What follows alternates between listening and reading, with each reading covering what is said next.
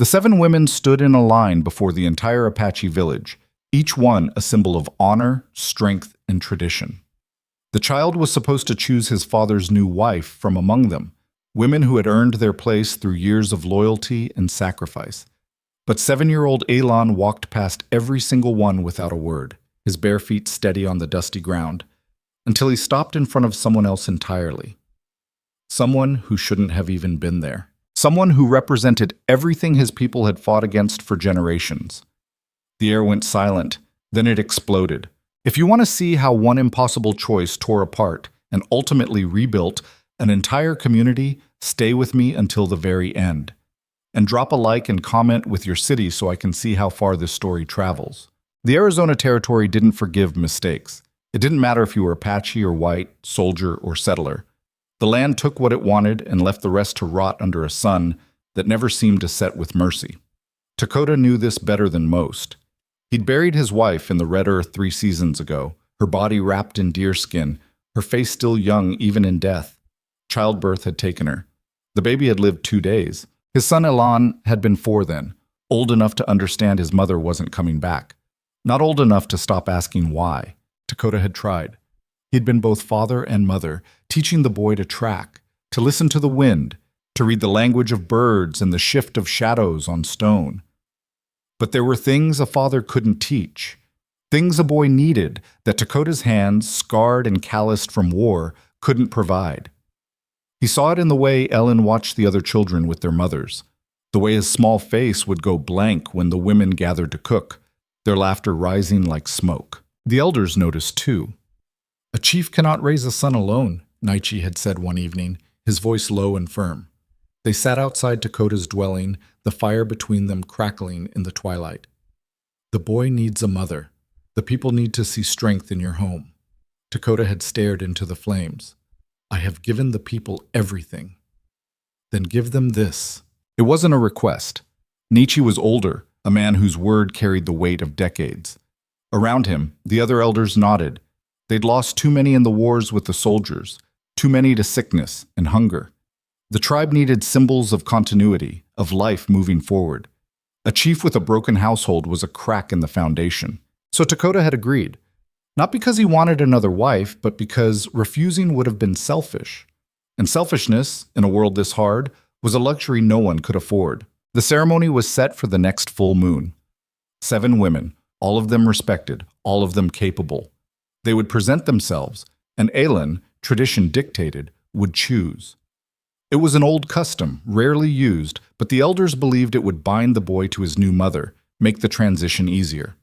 A child's heart, they said, knew things the mind could not yet name. Dakota doubted it, but he didn't argue.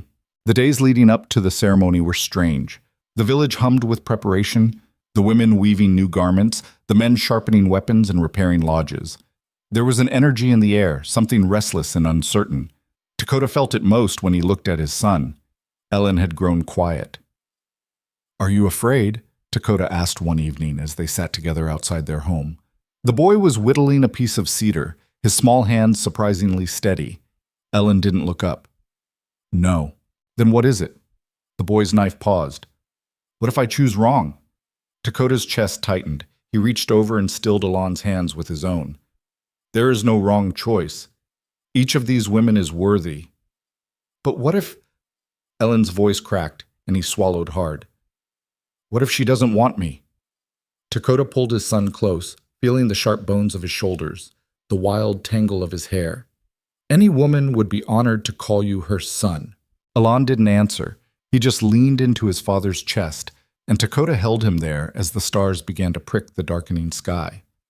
What Dakota didn't know, what none of them knew, was that Elon had already made his choice set.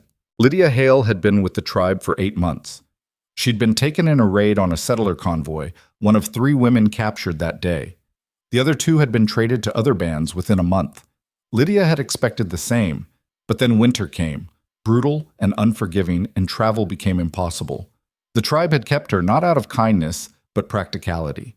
An extra pair of hands was useful, even if those hands were white. She'd learned quickly that survival here meant silence and work. She hauled water, scraped hides, tended fires. She kept her head down and her mouth shut. The women ignored her mostly, though a few watched with suspicion. The men treated her like a tool, functional, replaceable. But Ilan had been different from the start. She'd first noticed him a few weeks after her arrival. He'd been sitting alone near the edge of the camp, drawing shapes in the dirt with a stick. She'd been carrying a basket of mesquite pods and had stumbled, spilling half of them. The boy had looked up, his dark eyes serious, and without a word he'd helped her gather them. "Thank you," she'd whispered. He'd nodded and walked away. After that, he began appearing wherever she worked, never speaking, just watching. At first it unnerved her, but gradually she understood. He wasn't curious about her as a captive. He was lonely, and in a camp full of people, loneliness could be the deepest kind of isolation. One day she'd been grinding corn, and he'd sat down across from her. "What's your name?" he'd asked in halting English. One of the traders had taught him a few words. "Lydia." He'd tested the sound of it. Lydia. She'd smiled despite herself. Close enough. From then on, they'd formed a quiet alliance. She showed him how to braid grass into small figures, something her younger brother had taught her back in Ohio. He taught her words in his language, laughing when she mangled the pronunciation. They didn't talk about the past. They didn't talk about why she was there. It was easier that way. The women noticed, of course. Ista, one of the elder women, had pulled Lydia aside one morning, her expression hard. "You do not belong with the children." "I wasn't. Stay away from the chief's son." Lydia had nodded, her stomach knotting, but Ilan kept coming, and she didn't have the heart to turn him away. Asag. The night before the ceremony, Lydia lay awake in the small shelter she'd been given at the camp's edge. She could hear the drums in the distance, the low chant of voices preparing for the ritual. She didn't understand all of it, but she'd pieced together enough. The chief was taking a new wife. The boy would choose. She wondered if Ilan was scared. She wondered if he'd thought about what it would mean, having a new mother, someone to replace the woman he'd lost. Lydia's own mother had died when she was 12. She remembered the ache of it, the way the world had felt wrong for years after.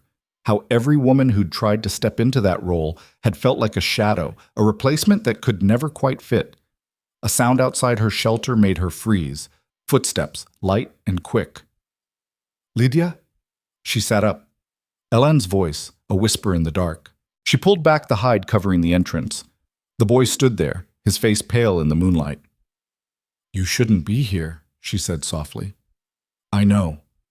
He hesitated, then stepped inside. "I wanted to ask you something." She waited. "Tomorrow," he said, his voice small, "when I choose, will you be there?" Lydia's throat tightened. "I don't think they'd want me there, Ilan, but will you?" She looked at him, this boy who'd lost his mother, who carried a grief too big for his small frame, who'd somehow decided that she, of all people, was worth his trust. "If they let me," she said finally, "I'll be there." He nodded, relief flooding his face. Then before she could say anything else, he was gone, slipping back into the shadows. Lydia sat in the darkness for a long time after, her heart pounding in a way she couldn't explain. Boik. The morning of the ceremony broke cold and clear. The village gathered in the central clearing, a space ringed by stones and swept clean of brush. The 7 women stood in a line, each dressed in their finest, beaded leather, shells woven into their hair, faces painted with ochre and ash. They were beautiful, every one of them, strong, worthy. Dakota stood to the side, his expression unreadable.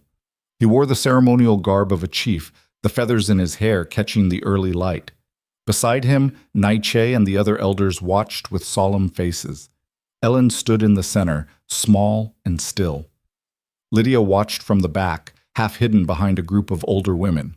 She shouldn't have come. She knew that, but she'd promised.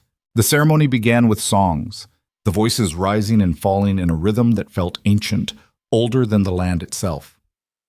Then Naiche stepped forward. "Ilan, son of Takoda," he said, his voice carrying across the clearing, "you stand before these women, each one a daughter of our people. Each one has proven herself in strength, in wisdom, in loyalty. You will walk among them. You will choose the one who will stand as your mother, who will guide you, who will honor this family and this tribe." The boy nodded. "Go," Naiche said. Ellen began to walk. The first woman smiled at him, her eyes kind. He passed her. The second knelt to his level, speaking soft words. He kept walking.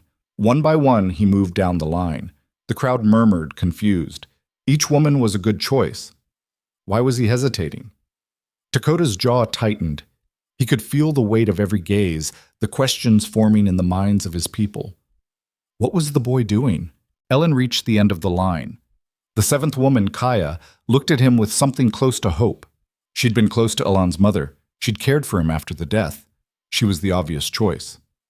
Elan stopped. The clearing went silent. Then the boy turned. He walked away from the line of women, his steps purposeful now, his gaze fixed. The crowd parted, whispers rising like wind through dry grass. Dakota's heart slammed in his chest. Where was he going? Elan stopped in front of Lydia. She stared down at him, her face pale, her eyes wide with shock. Around them, the whispers turned to shouts. No. The outsider? This is madness. Ellen reached up and took her hand. His small fingers wrapped around hers, and he looked back at his father. Her, he said clearly. I choose her. The world seemed to fracture.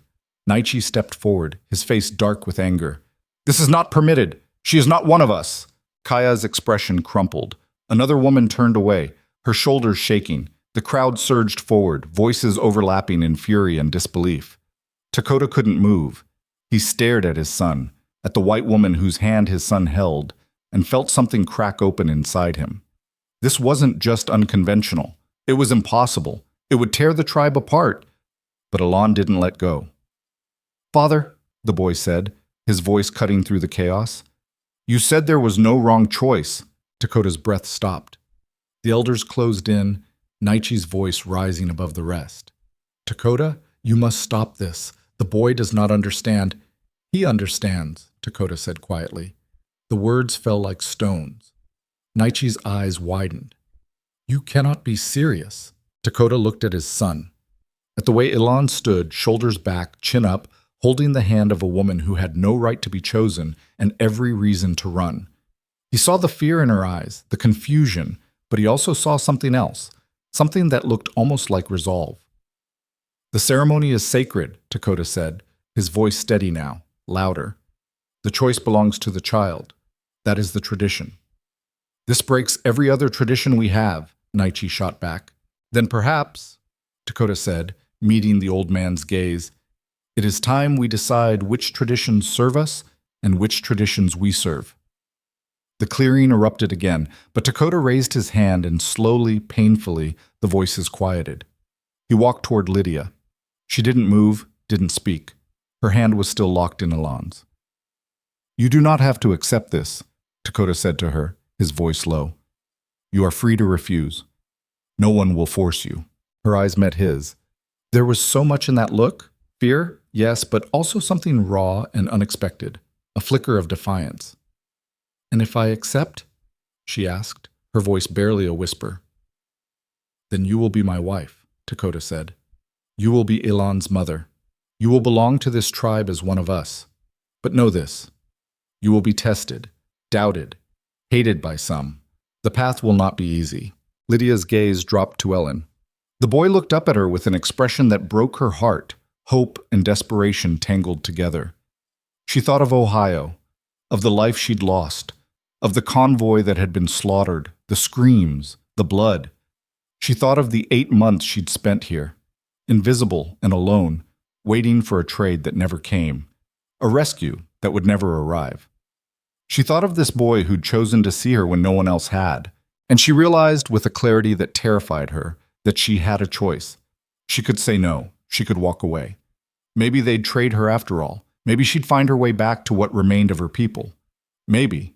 Or she could stay. I accept, she said. The words hung in the air. Then the village exploded. Kaya turned and walked away, her face a mask of pain. Several others followed. Naiche's expression was stone, but his eyes burned with fury. The crowd fractured into arguments, some shouting support, others condemnation. It was chaos. But in the center of it all, Elan smiled. Dakota looked at the woman who was now, impossibly, his wife. She looked back at him. This stranger, this outsider, this woman his son had chosen over everyone else. "Welcome," he said quietly, "to the hardest decision of your life." Lydia almost laughed. Almost. Because she knew, deep in her bones, that he was right. The feast that night was tense. Tradition dictated celebration, but half the tribe refused to participate. Those who came sat in stiff, uncomfortable clusters, their conversations clipped and forced. Lydia sat beside Dakota, ill in between them, and felt the weight of every stare. No one spoke to her directly. Kea sat across the fire, her face unreadable. A younger woman named Helona whispered something to her companion, and both of them shot Lydia looks that could have drawn blood. The men were quieter, but their glances carried judgment all the same. Only Elon seemed unaffected. He ate with the focus of a child who'd won something precious. His small body pressed against Lydia's side like he was afraid she might disappear. "You should eat," Dakota said to her, his voice low. Lydia looked down at the food in front of her: venison, roasted corn, some kind of bread she didn't recognize. Her stomach was a knot. "I'm not hungry." "You need your strength." She met his eyes.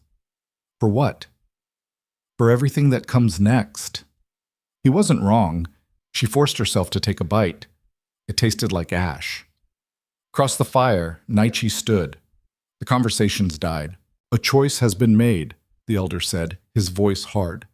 "We honor the ceremony, but let it be known, this union will be tested. Lydia of the white people, you stand now as one of us. You will live as we live, work as we work. If you fail, you will be cast out. If you betray us, you will face the consequences." It wasn't a welcome, it was a warning. Lydia nodded, her throat tight. Naichi sat down. The feast continued, but the air was colder now, heavier. When it finally ended, Dakota led Lydia and Elon back to his dwelling. It was larger than the shelter she'd been given, but still sparse. Hides on the floor, a few woven baskets, a fire pit in the center. Ellen crawled onto a pile of furs and was asleep within minutes, exhausted by the day. Lydia stood awkwardly near the entrance. "You can sleep there," Dakota said, gesturing to a space on the opposite side of the fire from where he slept. "We will talk tomorrow." "Dakota, tomorrow," he said again, firmer this time. She nodded and lowered herself onto the furs. They were softer than she expected, worn smooth by use. She lay there, staring at the ceiling, listening to the crackle of the fire and the distant sounds of the village settling into sleep. On the other side of the flames, Dakota lay awake too. He didn't know what he'd just done, didn't know if it was courage or madness.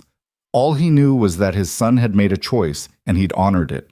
Now they would all live with the consequences. Outside, the wind picked up, rattling the hides covering the entrance. Somewhere in the darkness, a coyote called, its voice lonely and sharp. Inside, 3 people lay in the silence, bound together by a decision none of them fully understood. And the night stretched on. Morning came too fast. Lydia woke to the sound of movement.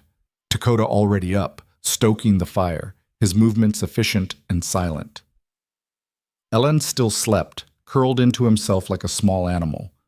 She lay there for a moment, disoriented, before the reality of where she was crashed back over her. She was the chief's wife now. The thought was absurd. Impossible. Yesterday she'd been a captive. Today she was supposed to be a mother, a partner, a member of a community that despised her. Dakota glanced over. "You're awake." She sat up, smoothing her hair back. "I didn't think I'd sleep at all." Exhaustion doesn't ask permission. He poured something from a clay pot into a wooden cup and held it out to her. "Drink this." She took it, some kind of herbal tea, bitter and earthy. She sipped it anyway, grateful for something to do with her hands. "What happens now?" she asked. "Now you learn." Dakota crouched by the fire, his face serious in the early light. "The women will expect you to work, to prove yourself. Ista will likely be the one to guide you. She oversees much of the daily tasks." "Ista hates me." "Yes." The bluntness of it almost made her laugh. "That's going to be a problem." "It will be a problem regardless of who teaches you." Dakota's gaze didn't waver. "You need to understand something, Lydia. My people have lost much to yours. Families, land, children. You are a symbol of that loss. Some will never forgive you for simply existing." Then why did you allow this?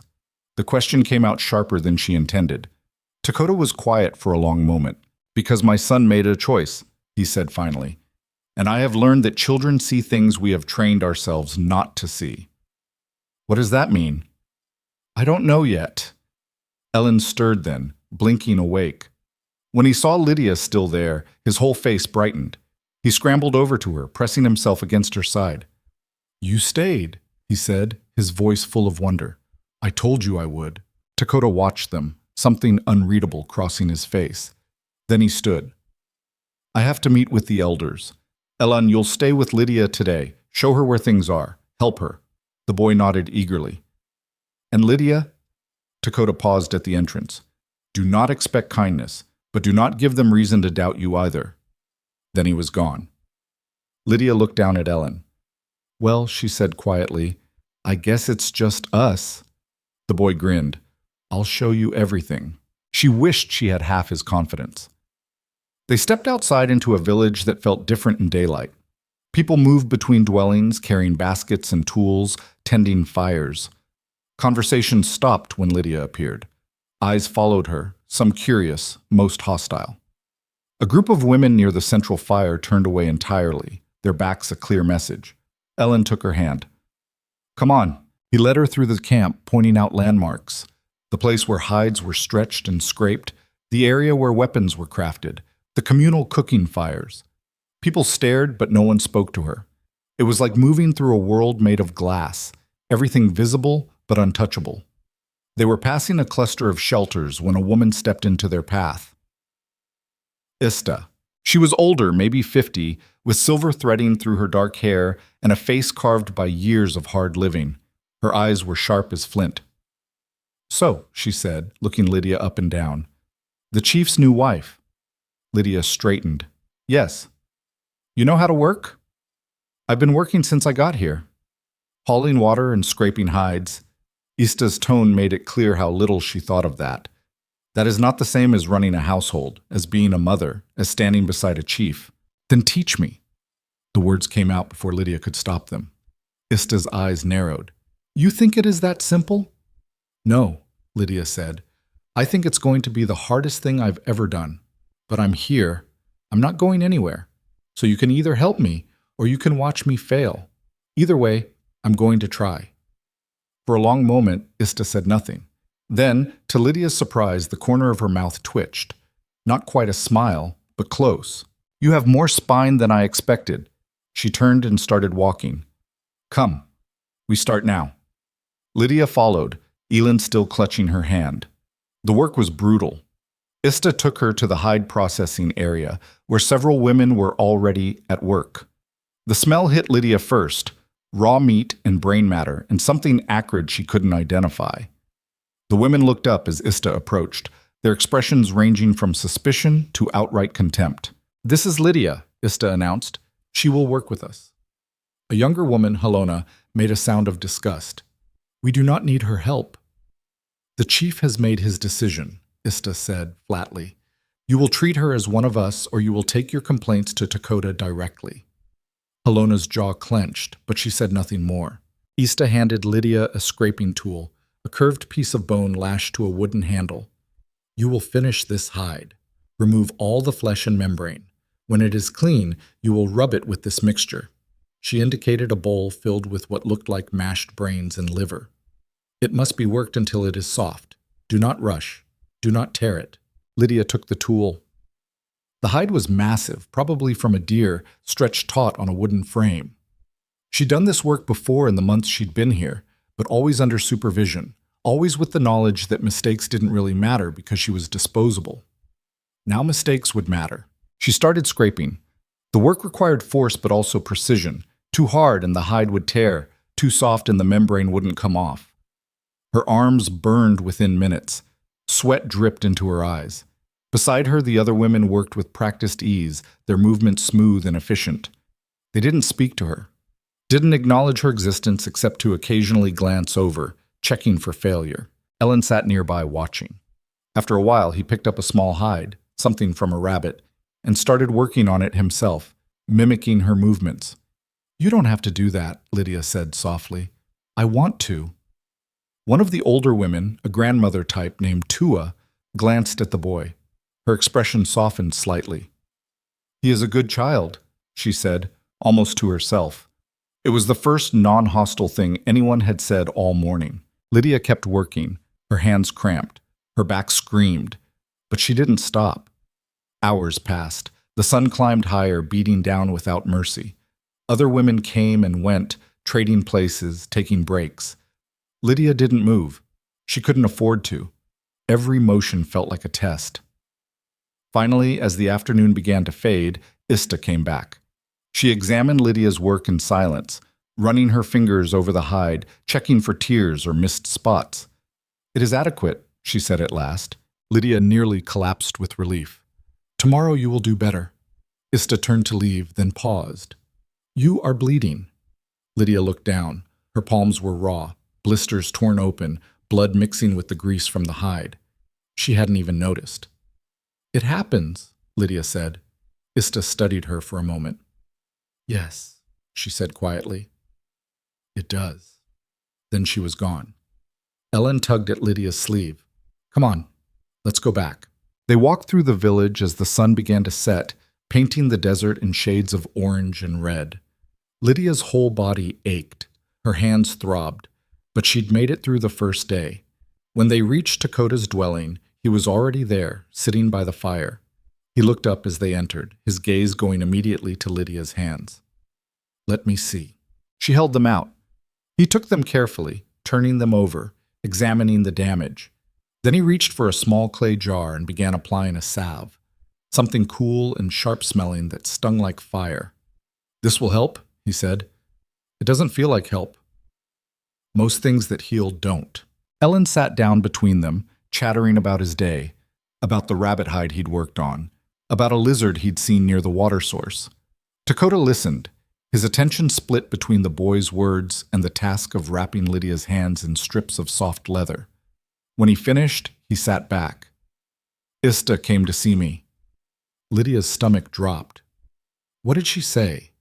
That you worked hard, that you did not complain, that you bled and kept going. Is that good? It is better than the alternative. They ate a simple meal, corn cakes and dried meat, some kind of stewed beans.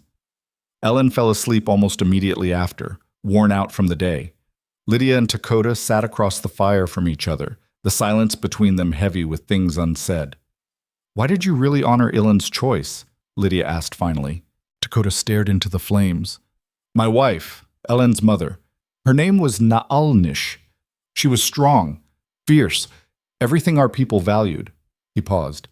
"But before we married, I wanted to choose someone else. Someone quieter, safer. The elders pushed me toward Naalnish. They said she would make me a better leader. I resisted." "What changed?" "She challenged me to a contest, said if I won, she would leave me alone. If she won, I would give her a chance."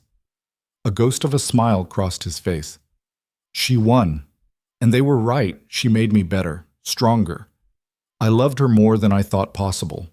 He looked up at Lydia. "So when my son chose you, when everyone said it was wrong, I remembered that sometimes the choice that seems wrong is the one that changes everything." Lydia's throat tightened. "I'm not her." "No," Dakota agreed. "You are not, and I do not expect you to be. But you are here, and my son trusts you. That is enough to start." "Is it enough for you?" He considered this. "I do not know yet. Ask me again in a month." It was honest, at least, more than she'd expected. "I should sleep," she said, standing. "Lydia." She turned back. "You did well today," Dakota said. "Better than many would have." The word settled over her like a blanket. Not warm, exactly, but something close to shelter. "Thank you," she said.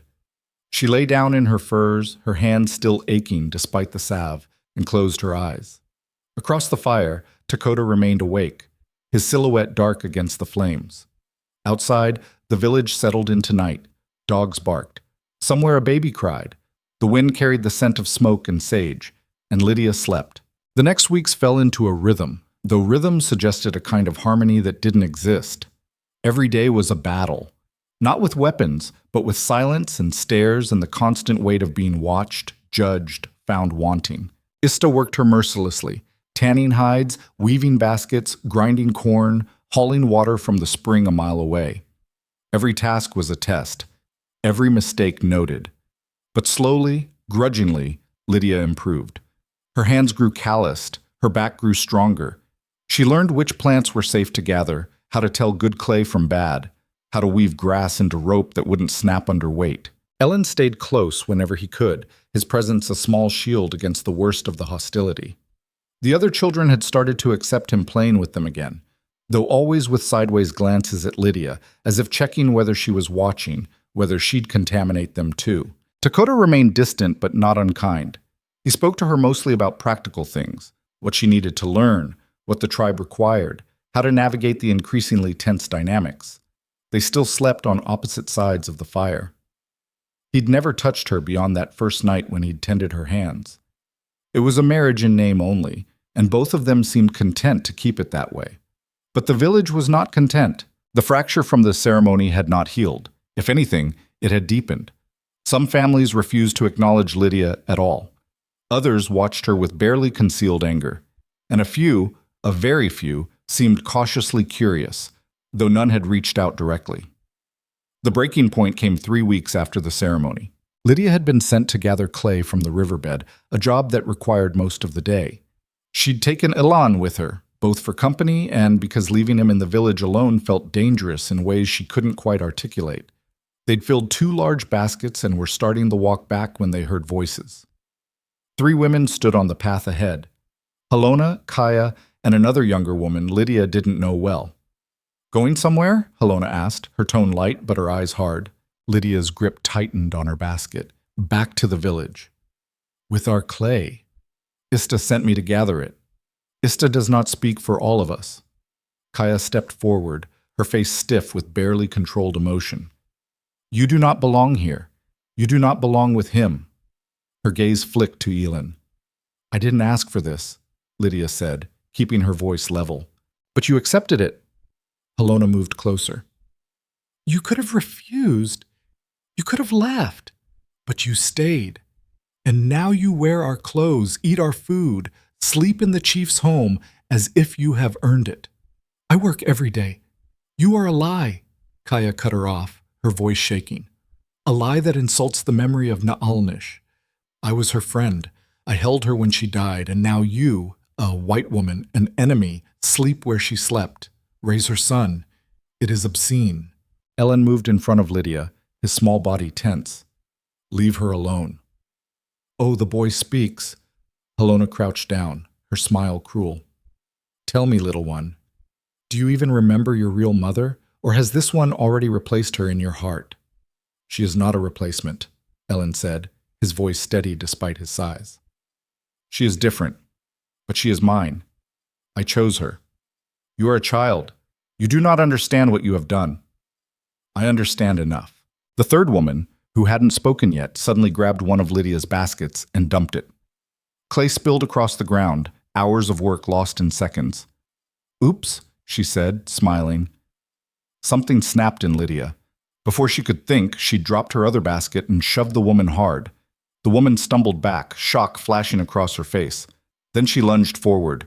They collided, both of them going down hard. Lydia felt nails rake across her cheek, tasted blood. She fought back, using every dirty trick her brothers had taught her back in Ohio.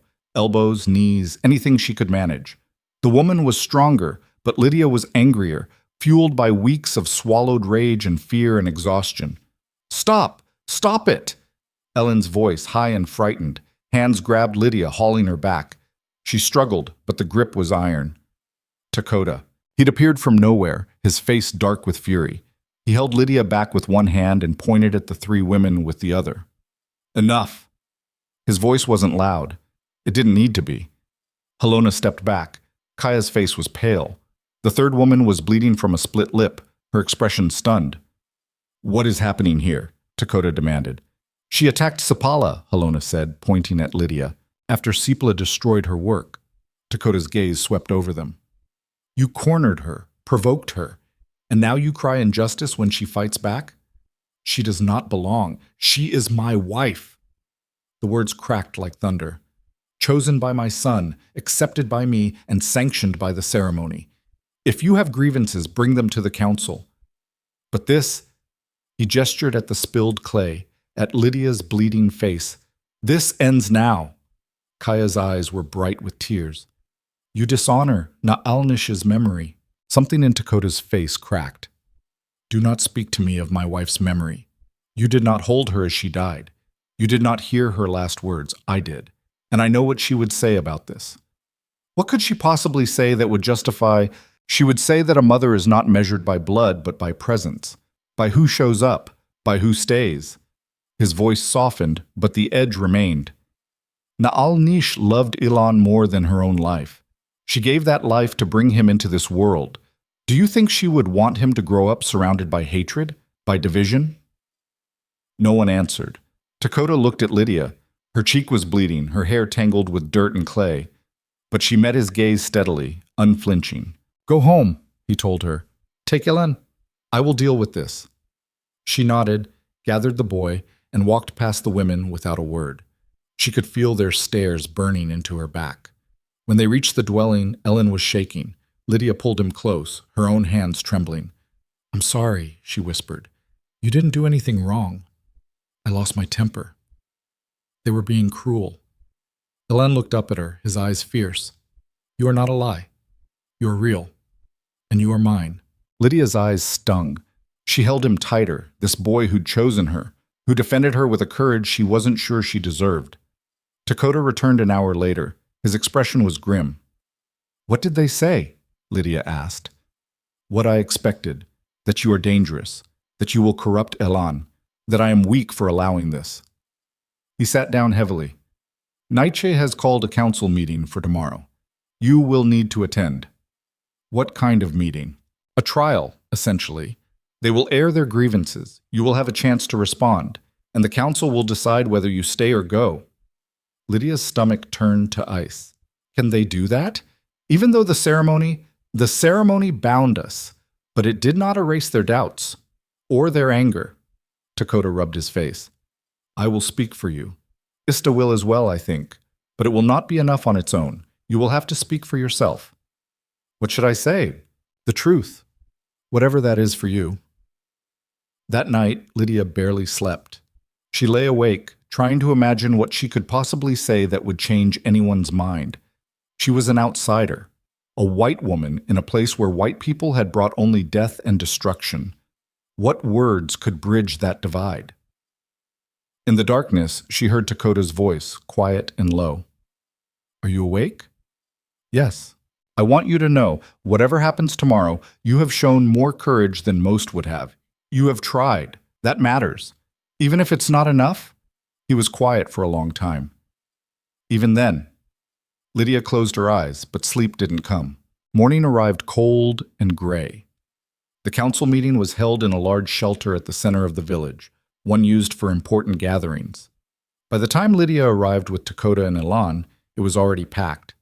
People sat in circles, their faces solemn.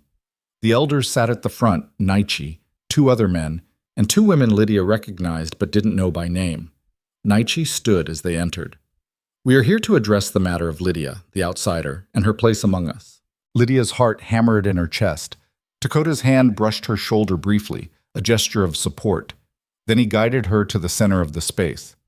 Speak, Nietzsche said to the crowd. Let your voices be heard. Helona stood first. She is not one of us. She never will be. Her people have killed ours, stolen our land, broken every promise. And now we honor her with a place at our chief's side? It is a betrayal. Murmurs of agreement rippled through the crowd. Kea stood next. The boy is young. He does not understand the weight of his choice. We should not be bound by a child's whim, especially one that spits on the memory of Nalnish. More voices joined in, a chorus of anger and pain. Lydia stood in the center of it, feeling each word like a physical blow. Then Ista stood. The shelter went quiet. I did not want her here, Ista said bluntly. I thought she was weak, useless, a burden. I expected her to fail within days. She paused. But she has not failed. She works harder than women half her age. She bleeds and does not complain. She learns. and she has not once asked for special treatment because she is the chief's wife. That does not make her one of us, someone called out. No, Ista agreed, but it makes her worth considering. We have lost much, but we lose more if we let hate consume us, if we turn away anyone who tries to belong. Another woman stood, Tua, the grandmother. The boy chose her. Children see truth we have forgotten. Maybe we should listen. But the opposition was louder. More people stood, their voices overlapping, each one adding to the weight pressing down on Lydia. Finally, Naichi raised his hand. Silence fell. Lydia, he said, you have heard what has been said. Now we will hear from you. Why should you stay? Every eye turned to her. Lydia's mouth went dry. She looked at Elan, at Dakota, at Ista. Then she took a breath. I don't have a good answer, she said. I'm not going to stand here and pretend I understand your pain. I don't. My people have done terrible things to yours. I know that, and I know that nothing I say can undo it. She paused, trying to find the words. But I also know this. I didn't choose to be taken. I didn't choose to be brought here, but I did choose to stay. And I chose that because of a 7-year-old boy who saw something in me that no one else did, who treated me like a person when everyone else treated me like a thing. Her voice wavered, but she pushed on. You're right that I'm not Nyalnish. I'll never be her. I'm not trying to replace her or erase her memory. But Elan is still here. He still needs someone. And if I can be that someone, if I can help him grow up strong and safe and loved, then maybe that's enough. Maybe that's all any of us can do. Show up, try, and hope it matters. The shelter was silent. Then Ellen stood. He walked to Lydia and took her hand. She stays, he said, his voice clear. Or I go with her. Gasps echoed through the crowd. Dakota's face went pale. Elan, he started. No, father. The boy's chin lifted. You said the choice was mine. I made it, and I will keep making it. If you send her away, you send me away too. The threat hung in the air, impossible and real. Naiche stared at the boy, then at Dakota, then at Lydia. Finally, he shook his head. We will discuss this among the council, he said heavily. Everyone else, leave. The crowd dispersed slowly, reluctantly. Lydia, Dakota, and Ellen were ushered outside. They stood in the cold morning air, waiting. Ellen still held Lydia's hand. His palm was sweaty, but his grip was firm. You shouldn't have said that, Lydia whispered. It's true. You would really leave? He looked up at her. Wouldn't you, if someone made you choose between your family and your home? She didn't have an answer for that. The council deliberated for over an hour. When they finally emerged, Naichi's face was unreadable. The council has decided, he announced. The village gathered close. Lydia will stay, but she will be tested. In 3 months, at the next full moon, we will gather again. If she has proven herself, truly proven herself, she will be accepted fully. If not, she will be cast out. It wasn't acceptance, but it wasn't rejection either. Lydia exhaled, her legs nearly giving out. Dakota nodded. It is fair. Fair? Kaya's voice was bitter. There is nothing fair about this. But Naichi silenced her with a look. It is decided. The crowd dispersed, some satisfied, most still angry, but it was over, for now. That night, Lydia sat by the fire, staring into the flames. Ellen had fallen asleep early, exhausted by the day's events. Dakota sat across from her, working on repairing a bow. 3 months, Lydia said quietly. Yes. And then what? What does proving myself even mean? I don't know, Dakota admitted, but we will figure it out. You keep saying we. He looked up at her, his expression serious, because it is true. You are not alone in this, Lydia. Whatever happens, we face it together. The words settled into her chest, warm and unexpected. Together, she repeated softly. Outside, the wind picked up, howling through the canyons, but inside the fire burned steady. And for the first time since the ceremony, Lydia felt something that might have been hope. The 3 months stretched ahead like a sentence. Each day, another chance to fail. Lydia threw herself into the work with a desperation that bordered on reckless. She woke before dawn, hauled water until her shoulders screamed, ground corn until her wrists went numb. She learned to tan hides witout tearing them, to weave baskets tight enough to hold water, to identify medicinal plants by touch alone in the dark. Ista pushed her harder than anyone, as if trying to break her through sheer exhaustion. But Lydia refused to break. She'd survived 8 months as a captive. She'd survived the ceremony and the council and the hatred that followed. She could survive this too. What surprised her was how Elin changed during those weeks. The boy who'd been quiet and watchful before the ceremony became something fiercer. He stayed close to Lydia, yes, but he also started asserting himself in ways he never had. When other children made comments about his white mother, he didn't shrink away. He stood his ground, sometimes with words, sometimes with his fists. He came home with a black eye twice, a split lip once, and each time Dakota sat him down for a talk that Lydia wasn't privy to. But the boy never apologized, and he never stopped defending her. "He is becoming like his mother," Ista observed one afternoon as they worked on preparing food for a communal meal. Nalnish had that same fire, that refusal to bend. Lydia glanced over at Elin, who was playing with a group of younger children nearby. "I didn't teach him that." "No. You gave him something to fight for. That is different." Ista paused in her work, her weathered hands stilling on the pestle. "A child without purpose is like a river without banks. He flows everywhere and nowhere. You gave him banks." "I'm not sure that's a good thing. He's getting hurt." "He is learning to stand. The hurt is part of it." Ista's gaze was sharp. "You cannot protect him from everything, Lydia, nor should you. A boy who never fights never learns his own strength." The words stuck with Lydia long after the conversation ended. She'd spent so much energy trying to prove herself worthy that she hadn't considered what Elan was learning from watching her struggle. Was she teaching him resilience or just showing him how to endure? Was there a difference? That night, as they ate together, the three of them in a routine that had become almost comfortable, Dakota brought up something that made Lydia's stomach clench. "There will be a hunt in 4 days," he said, tearing a piece of flatbread. "The men will be gone for perhaps a week, maybe longer if the buffalo have moved." "All right," Lydia said carefully. "You will be alone here, with Elan. The women will expect you to manage the household, to contribute to the stores, to handle things as Naalnish would have."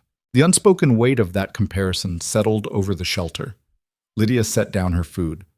"What if something happens? What if someone needs help, or—" "Then you help them." Dakota's gaze was steady. "You are the chief's wife. That means when I am gone, you speak for this family. People will look to you." "They hate me. Some do. Others are watching, waiting to see who you really are." He leaned forward slightly. "This hunt, it is part of your test, Lydia. How you handle my absence, how you care for Elan, how you navigate the village without me as a buffer. The council will hear about all of it." "No pressure then," she said, trying for lightness and failing. Ellen looked between them, sensing the tension. "I'll help," he offered. I know what to do." Dakota's expression softened. "I know you will. You are a good son." The boy's chest puffed up slightly at the praise. Lydia felt something twist in her chest, pride mixed with fear. He was so young to carry this much weight. The hunters left before dawn on a cold morning that smelled like rain. Lydia stood with the other women and children, watching the men disappear into the desert landscape, their figures growing smaller until they were just shadows against the rising sun. When Dakota had mounted his horse, he'd looked back once, his eyes finding hers across the distance. A nod. That was all, but it felt like a promise. Then he was gone, and Lydia was alone. The first day passed in a blur of work. Without Dakota's presence, the village felt different, more exposed, like skin without its outer layer. The women moved through their tasks with practiced efficiency, and Lydia did her best to keep up. She helped prepare food, watched the younger children while their mothers worked, hauled supplies. No one thanked her.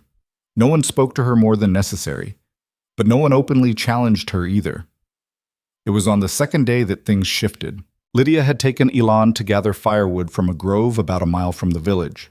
They'd filled 2 large bundles and were starting back when they heard it, a sound that didn't belong. Crying. A child's voice, high and frightened.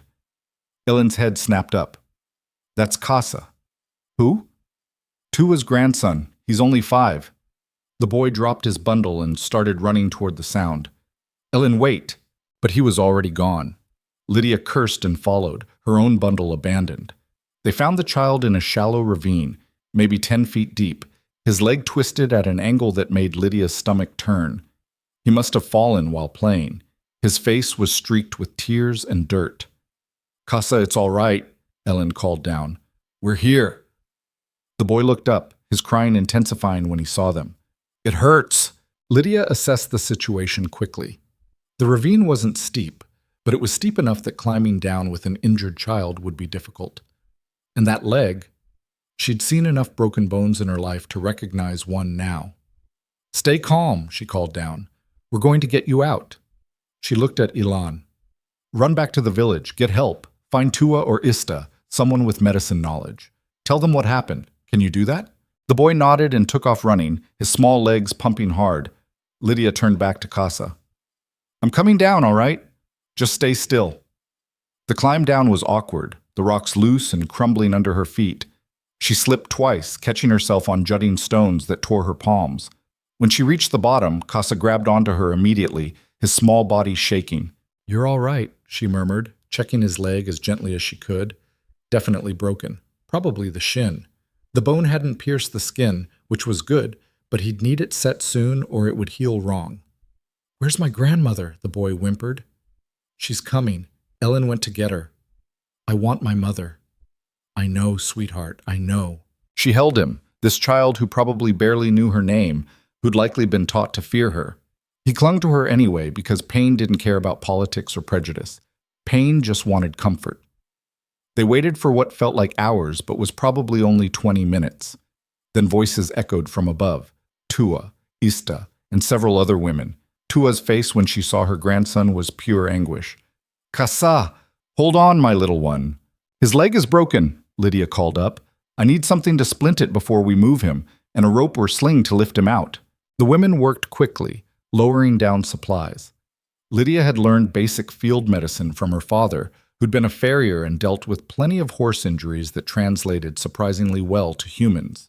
She worked carefully, using 2 straight pieces of wood and strips of cloth to immobilize the leg. Casa screamed when she had to straighten it slightly, the sound cutting through her like a knife. But she didn't stop.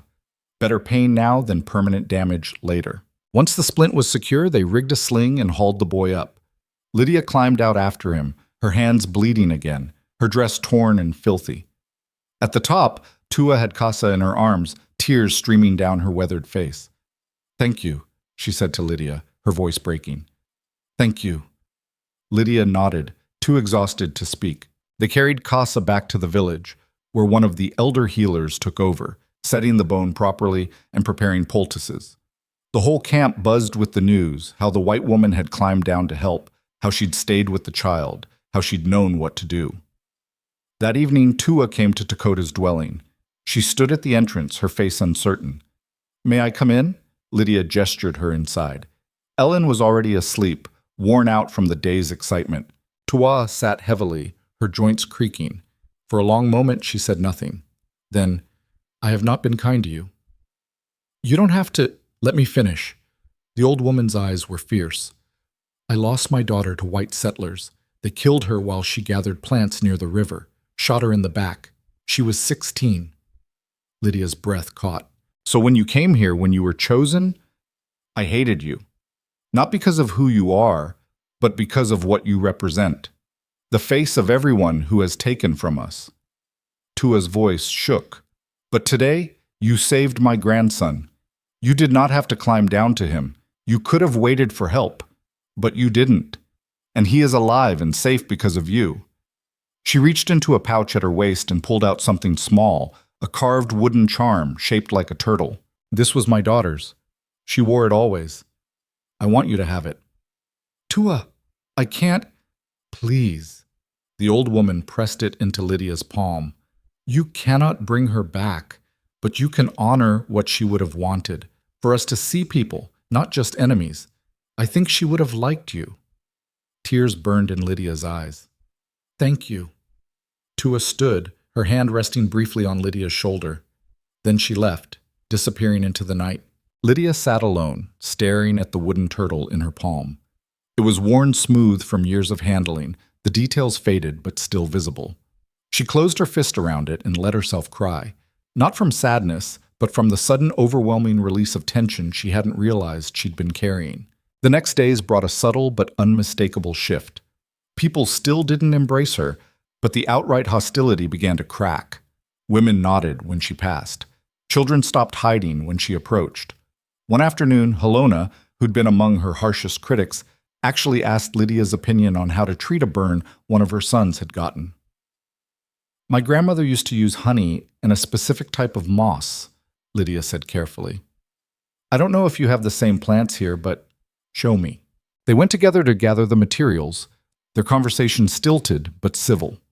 When the treatment worked, reducing the boy's pain almost immediately, Helona had looked at Lydia with something that wasn't quite respect, but was close enough to matter. "Your people know some things," she admitted grudgingly. "Some things," Lydia agreed. Even Kaya, who'd been perhaps the most vocal opponent, seemed to soften slightly. She didn't speak to Lydia directly, but she stopped actively speaking against her. In a community this small, silence was a kind of acceptance. But it was Elan who changed the most. The boy had always been attached to Lydia, but now there was something deeper, a fierce protectiveness that manifested in unexpected ways. He started teaching her things unbidden, how to track, how to move silently through brush, how to read the sky for weather. He shared stories about his mother, tentative at first, then more openly, as if testing whether Lydia would be jealous or hurt. She never was. She listened to every story, treasured each detail, because Naalnish wasn't her enemy.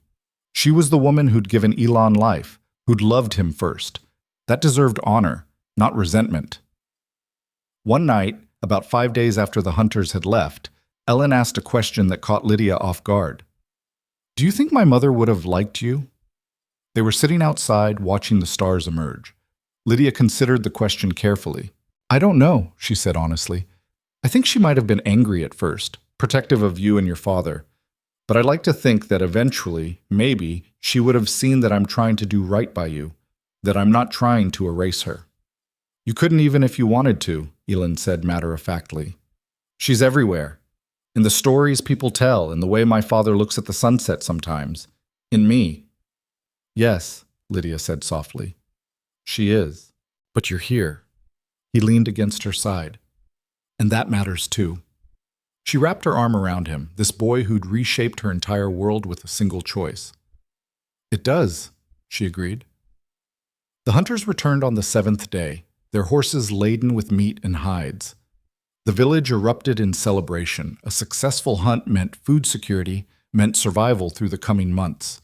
Dakota rode in at the front, his face drawn with exhaustion, but lit with satisfaction. His eyes found Lydia immediately across the crowd. She was standing with Elan, both of them smudged with dirt from the day's work. When Dakota dismounted, he walked straight to them. "How did it go?" he asked. "We managed," Lydia said. "She saved Casa," Ellen burst out, unable to contain himself. "He fell in a ravine and broke his leg, and she climbed down and fixed it and carried him back, and—" Dakota held up a hand, his lips twitching. "Slow down." Over the next hour, as the men unloaded their kill and the women began the work of processing it, the story spread. Dakota heard it from multiple sources: Tua, Ista, even Helona. Each telling added details, painted Lydia as capable, brave, competent. That night, after the celebration feast, after Elan had finally passed out from exhaustion and excitement, Dakota and Lydia sat by their fire. "You have surprised many people," he said. "Including you?" He smiled slightly. "Perhaps. I had help. Elan, Ista, Tua, and you accepted that help, used it. That is not a small thing." He paused, staring into the flames. "There is something I need to tell you." Lydia's stomach tightened. "What?" "While we were hunting, we saw signs, soldiers. They were far to the east, but they were moving, scouting. It is only a matter of time before they come this way." The warmth drained from her body. "How much time?" "Weeks. Maybe a month? Maybe less." His jaw was tight. "They will be looking for renegade bands, for people to force onto reservations. And if they find us, they'll attack." "Yes." Lydia thought of the convoy she'd been traveling with, the way the soldiers had escorted them with nervous fingers on triggers, seeing threats in every shadow. She thought of the stories she'd heard in the months since, of massacres, of betrayals, of promises broken as soon as they were made. "What will you do?" she asked. "We will move, probably, find somewhere more defensible, but—" He looked at her directly. "When the soldiers come, if they come, you will have a choice." Her breath stopped. "You could go back to them," Dakota said quietly. "Tell them you were held captive. They would take you, protect you, return you to your people. And leave you in Elon to face them alone? You did not ask for this life, Lydia. You were taken, forced into this situation. No one would blame you for leaving when you had the chance." She stared at him, this man who'd honored his son's impossible choice, who'd defended her against his own people, who'd given her a space to belong even when it cost him. And she realized something that should have terrified her, but somehow didn't. "I'm not leaving," she said. "You don't have to decide now."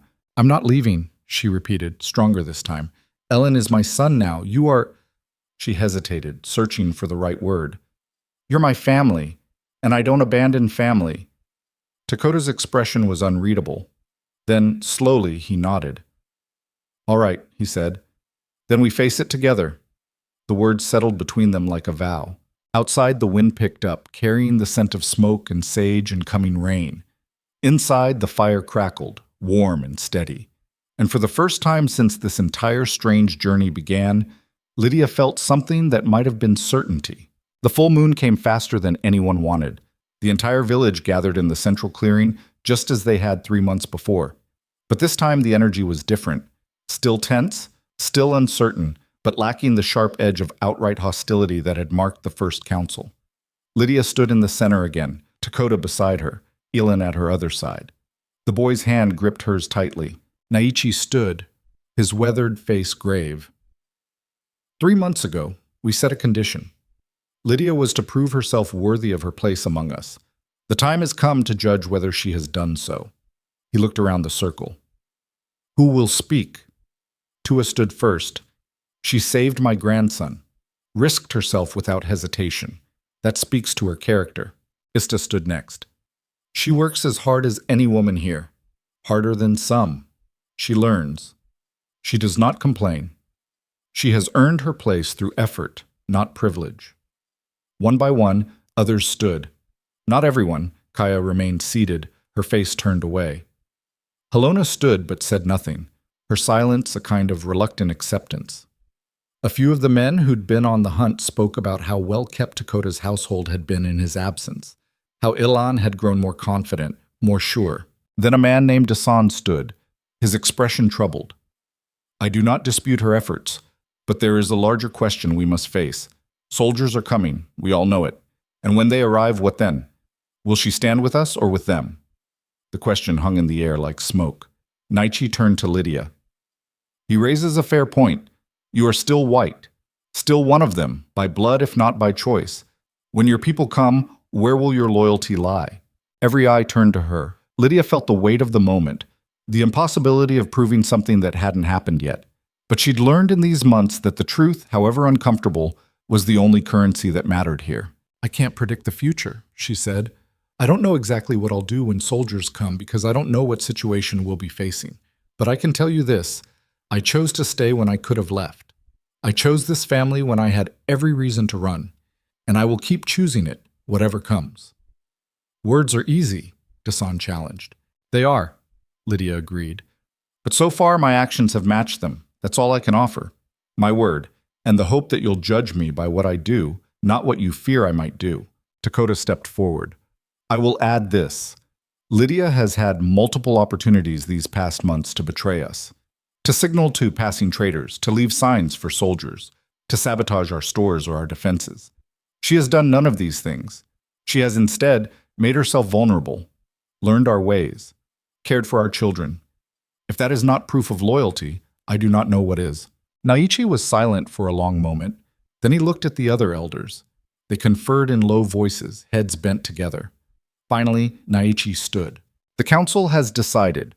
Lydia has proven herself through action and commitment. She will remain as Dakota's wife, as Elan's mother, and as one of our people." He paused. "But know this, The threat Dasan speaks of is real. We will all be tested in the coming days. All of us, regardless of blood or history. We must stand together or we will fall separately. A murmur of agreement rippled through the crowd. It is done, Naichi said. No cheering followed, no celebration. Just a quiet acceptance, like a bone finally setting after a long break. Lydia felt Elon's hand squeeze hers. Dakota's fingers brushed her shoulder briefly, and something in her chest that had been clenched tight for months finally loosened. She belonged. Not completely, not perfectly, but enough. That night, back in their dwelling, the three of them sat around the fire. Elon was drowsy but fighting sleep, wanting to stay in this moment. "What happens now?" he asked. Dakota and Lydia exchanged a look. "Now," Dakota said, "we prepare for whatever comes next."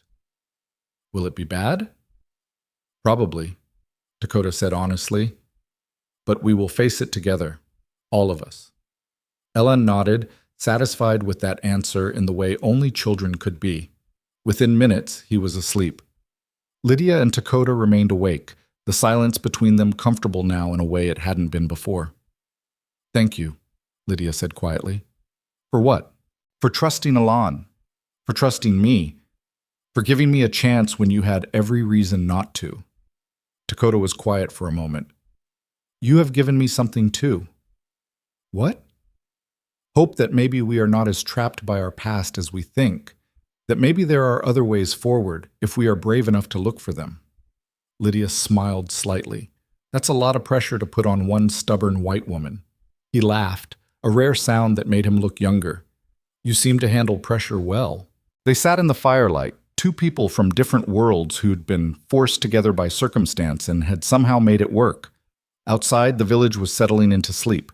Tomorrow would bring new challenges, new tests, but tonight there was peace. And that, Lydia thought, was enough. The peace lasted exactly 11 days. Lydia was grinding mesquite pods when she heard the shout, a lookout's voice, sharp with alarm. She dropped the pestle and ran toward the commotion, her heart already racing. A crowd had gathered at the eastern edge of camp where the land sloped down toward the flats. Dakota stood at the center, his hand shading his eyes as he stared at something in the distance. She pushed through the crowd until she reached his side. "What is it?" "Riders," he said quietly. 6 of them, coming this way. Lydia followed his gaze and felt her stomach drop. Even from this distance, she could make out the blue of their uniforms. Soldiers. "They are not attacking," Naichi observed, standing nearby. "Just approaching, a scouting party, perhaps." "Or a negotiation," Dakota said, though his tone suggested he didn't believe it. "What do we do?" Dasan asked. Dakota's jaw tightened. "We meet them, but carefully." He turned to the crowd. "Everyone back to your homes. Show no aggression, but be ready. If this goes wrong, it will go wrong," someone muttered. "If it goes wrong," Dakota continued firmly, "protect the children first. Get them to the canyon route we discussed. The rest of you know what to do." The crowd dispersed reluctantly, people moving toward their dwellings, but watching from doorways and gaps in the brush shelters. Dakota selected 4 men to accompany him, Dasan, Naichi, and 2 younger warriors named Kuruk and Ashki. They would meet the soldiers at the edge of camp, neutral ground. Lydia started to follow. "No," Dakota said. "They might listen to me. I could—" "You could make this worse." His voice wasn't unkind, but it was final. "Stay with Alon. Keep him safe. That is what matters now." She wanted to argue, but the look in his eyes stopped her. This wasn't about trust. It was about strategy. And maybe, beneath that, about protecting her from a choice she might not be ready to make. She found Elon near their dwelling, his small face tight with fear. "Are they coming to hurt us?" "I don't know, baby, but your father will handle it." "What if he can't?" Lydia crouched down to his level. "Then we do what we need to do. But let's not borrow trouble before it arrives, all right?" The boy nodded, but his hand found hers and gripped tight. They waited. The whole village waited, the silence heavy and electric. Lydia could see Dakota and his men standing at the perimeter, their postures carefully neutral, neither welcoming nor hostile. The soldiers approached slowly, their horses picking their way across the rocky ground. When they were close enough to make out faces, Lydia's breath caught. The officer leading them was young, maybe 30, with a neat beard and eyes that scanned the camp with professional assessment. The other 5 looked like standard cavalry, dusty, tired, alert. The officer raised his hand in what might have been meant as a peaceful gesture. Dakota did not return it. "I am Lieutenant Marcus Brennan of the United States Army," the officer called out. His voice carried across the distance. "I'm here under orders to assess the situation of Native groups in this territory and encourage relocation to the designated reservation lands." "We know what land you speak of," Dakota said. "We will not go." "I understand your reluctance, but the policy is clear. The government is offering protection, supplies, and we do not need your protection from threats you created." Naichi's voice was hard as stone. "Go back. Tell your commanders we will not move." Brennan's expression tightened. "I don't think you understand the gravity." "We understand perfectly," Dakota interrupted. "You offer a choice that is no choice. Move to land that cannot sustain us or face violence. We have heard this story before. The answer is no." One of the soldiers behind Brennan shifted, his hand moving toward his rifle. Karuk's hand moved to his knife. The tension ratcheted up instantly, both sides poised on the edge of something terrible. "Wait," Brennan said sharply to his men. Then to Dakota, "I'm not here to start a fight, but I have my orders. If you refuse to relocate voluntarily, I am required to report that, and a larger force will be sent to enforce compliance. That won't end well for anyone." "Then report what you must," Dakota said. "But know this, we will defend our home, our people, our right to exist on land that has been ours for generations.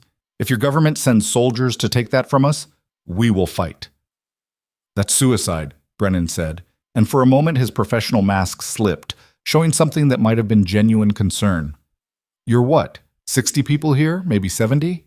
The army will send 200, more if needed. You'll be slaughtered." "Perhaps," Dakota acknowledged, "but we will die free." The words hung in the air. Brennan stared at him, clearly frustrated, clearly calculating. Then his gaze swept the camp again, and Lydia saw the exact moment his eyes found her.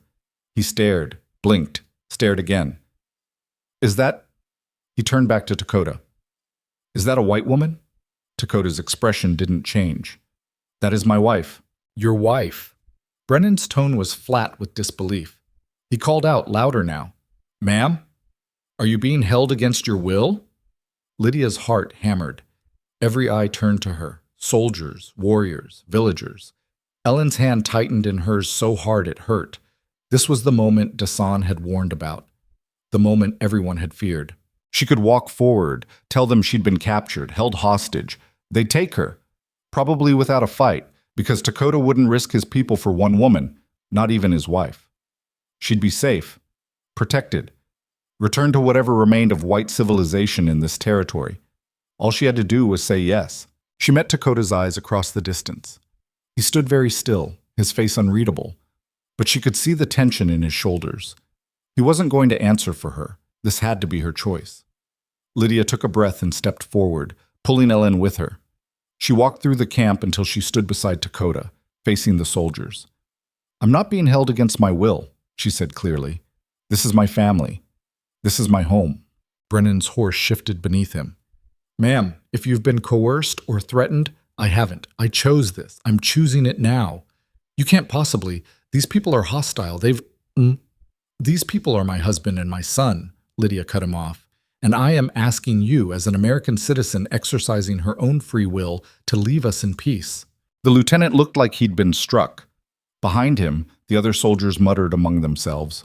One of them, an older sergeant with scars crossing his cheek, leaned forward. "Lieutenant, we should go. This ain't worth—" "I know what it's worth, Sergeant," Brennan snapped. Then to Lydia, "You understand what you're doing? If you stay with them, if we have to come back with force, we won't be able to guarantee your safety. I'm not asking you to guarantee anything except that you leave right now and tell your superiors that this village is not a threat." "I can't do that. My orders—" "Your orders are to assess the situation," Lydia said. "So assess. You see women and children. You see a peaceful camp. You see people trying to survive on land they've lived on for generations. What threat do we pose to anyone?" Brennan's jaw worked. He looked at Dakota, at the village behind him, at Lydia standing between them like a bridge that shouldn't exist. "This won't end here," he said finally. "I'll report what I've seen, but others will come, and they won't be as patient as I am." "Then we'll face them when they arrive," Dakota said. The lieutenant nodded slowly like he was acknowledging something he didn't want to accept. Then he wheeled his horse around. "Let's go," he told his men. They rode away, dust arising in their wake. The village watched until they were nothing but shadows against the horizon. Only then did the crowd exhale. Dakota turned to Lydia. His face was still unreadable, but his hand found her shoulder and squeezed once. That was either very brave or very foolish. "Probably both," she said, her voice shaking now that the moment had passed. Ellen wrapped his arms around her waist. "You stayed," he whispered. "You stayed." "Of course I did." But as the reality of what she'd just done settled over her, Lydia felt the weight of it. She'd made her choice public, irrevocable. There was no going back now, no claiming coercion or captivity. She'd stood in front of United States soldiers and declared herself one of the enemy. The consequences of that would come, sooner than anyone wanted. The council met that night, the entire village crammed into the gathering shelter. The air was thick with tension and smoke, and too many bodies pressed close. "They will return," Naichi said without preamble. That lieutenant was right about one thing. A larger force will come, and they will not ask politely. "Then we move," Dasan suggested. "Find somewhere more remote, harder to reach." "They will find us anyway," Kuruk countered. "They always do. And if we are scattered, we are weaker. If we stay, we are trapped." The argument spiraled, voices rising, people talking over each other. Lydia sat beside Dakota, trying to follow the rapid-fire conversation that sometimes slipped into their language too fast for her to catch. Ellen leaned against her side, his eyes wide and worried. Finally, Dakota stood.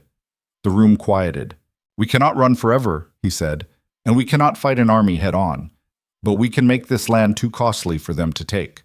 Make it clear that pursuing us requires more resources than they are willing to spend." "How?" someone called out. "We fortify.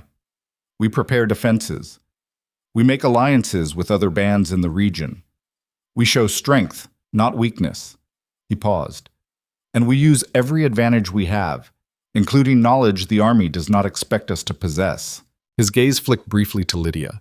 A few people caught the implication and murmured. Others looked confused. Ista stood. "You mean to use her?" "I mean to use everything at our disposal," Dakota said carefully. "Lydia knows how soldiers think, how they operate. That is valuable." "It is dangerous," Naichi said. "She is still white. What if this was planned? What if she is a spy?" "Then I am the worst spy in history," Lydia said before she could stop herself. "I've had months to signal to traitors, to leave messages, to compromise your security. I haven't. I won't." "Words are backed by actions," Lydia interrupted. "I stood in front of those soldiers today and chose you over them. I gave up any chance of safety, of returning to my people, of claiming I was coerced. That's not nothing. It could be strategy," Helona said. "Gain our trust, then betray us when the moment is right." "If I wanted to betray you, today was the perfect opportunity," Lydia shot back. "I didn't take it. What more proof do you need?" "Time," Kaya said quietly. It was the first time she'd spoken directly to Lydia in weeks. "Time will prove whether you are trustworthy or not. But time is the one thing we do not have."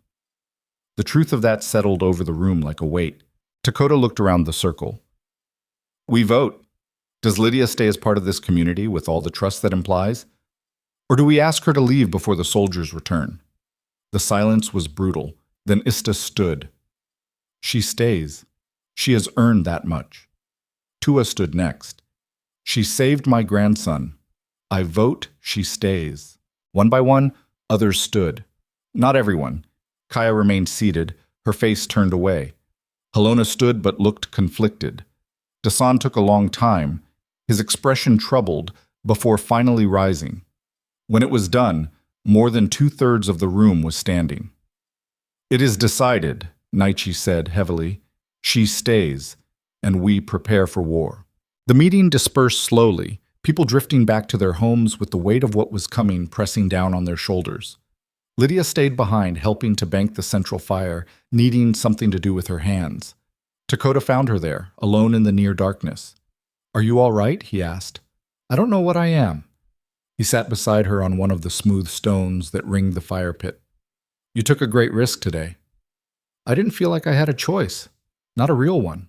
"There is always a choice." "Is there?" Lydia turned to look at him. "Could you have chosen differently?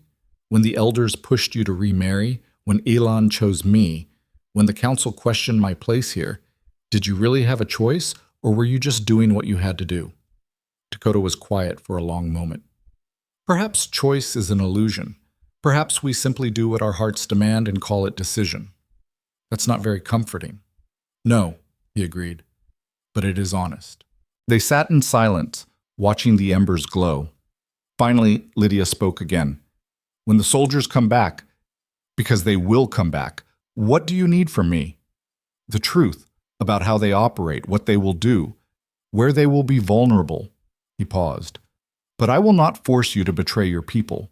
If there is a line you cannot cross, they stopped being my people the moment they slaughtered my convoy," Lydia said flatly. "I watched soldiers shoot a pregnant woman in the back because she ran. I watched them burn wagons with children still inside. So don't ask me to protect them. They don't deserve it." The bitterness in her voice surprised even her. Dakota studied her face in the firelight. "What happened to you out there?" he asked softly. Lydia had never told anyone the full story. She'd been carrying it alone for over a year, the weight of it pressing down on her chest every night. But now, in the darkness with this man who'd given her a home when she had none, the words came. "We were a convoy of 12 wagons," she said, "families mostly, heading west to settle new territory. We had military escort, but they were green, barely trained. When the raid came," she swallowed hard. "It wasn't your people.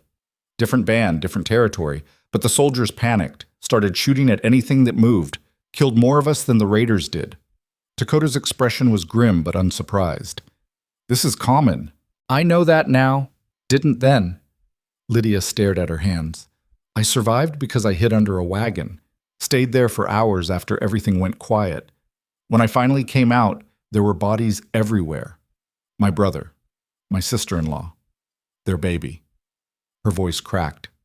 "The soldiers had already left, just abandoned us. And then your people found me wandering in the desert, half dead from thirst and sun exposure." "I did not know this," Dakota said quietly. "Why would you?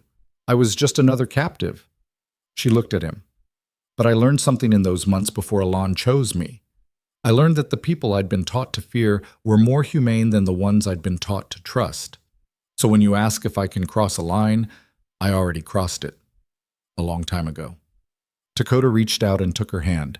The gesture was simple, but it felt monumental. His palm was warm and calloused against hers. "I am sorry," he said, "for your losses, for the pain you have carried alone. I'm not alone anymore." "No," he agreed. "You are not." They sat there, hands clasped, until the fire died to ash and the stars wheeled overhead. And when they finally returned to their dwelling, something between them had shifted. Not love, not yet, but something deeper than alliance, something that felt like understanding. The next weeks were a blur of preparation. Dakota organized the men into defensive positions, identifying choke points and escape routes. They moved supplies to hidden caches in the canyons, places where they could retreat if the village was overrun. Weapons were sharpened, arrows fletched, strategies debated late into the night. Lydia found herself in an unexpected role, advisor. The men were uncomfortable with it at first, but Dakota insisted. She sat in their councils, listening to their plans, offering insights about military tactics and procedures that she'd picked up from traveling with armed escorts and hearing soldiers talk. "They'll come at dawn," she said during one meeting. "That's standard. Catch you when you're least prepared, when the light is in your eyes." "So we prepare for dawn," Dasan said. "Or we make them think we're unprepared," Lydia countered. "Set a trap. Let them believe they have the advantage, then hit them from an angle they don't expect." Kuruk frowned. "You are suggesting we let them into the village?" "I'm suggesting you control where the battle happens. If they come at dawn expecting sleeping targets and instead find an empty village with armed warriors in the rocks above. She let the implication hang. Dakota studied her. It is a risk. Everything is a risk now. They debated for hours, but eventually, elements of her strategy were incorporated into the defensive plan. Not everyone was happy about it. Naichi in particular seemed deeply uncomfortable taking tactical advice from a white woman, but fear made people pragmatic.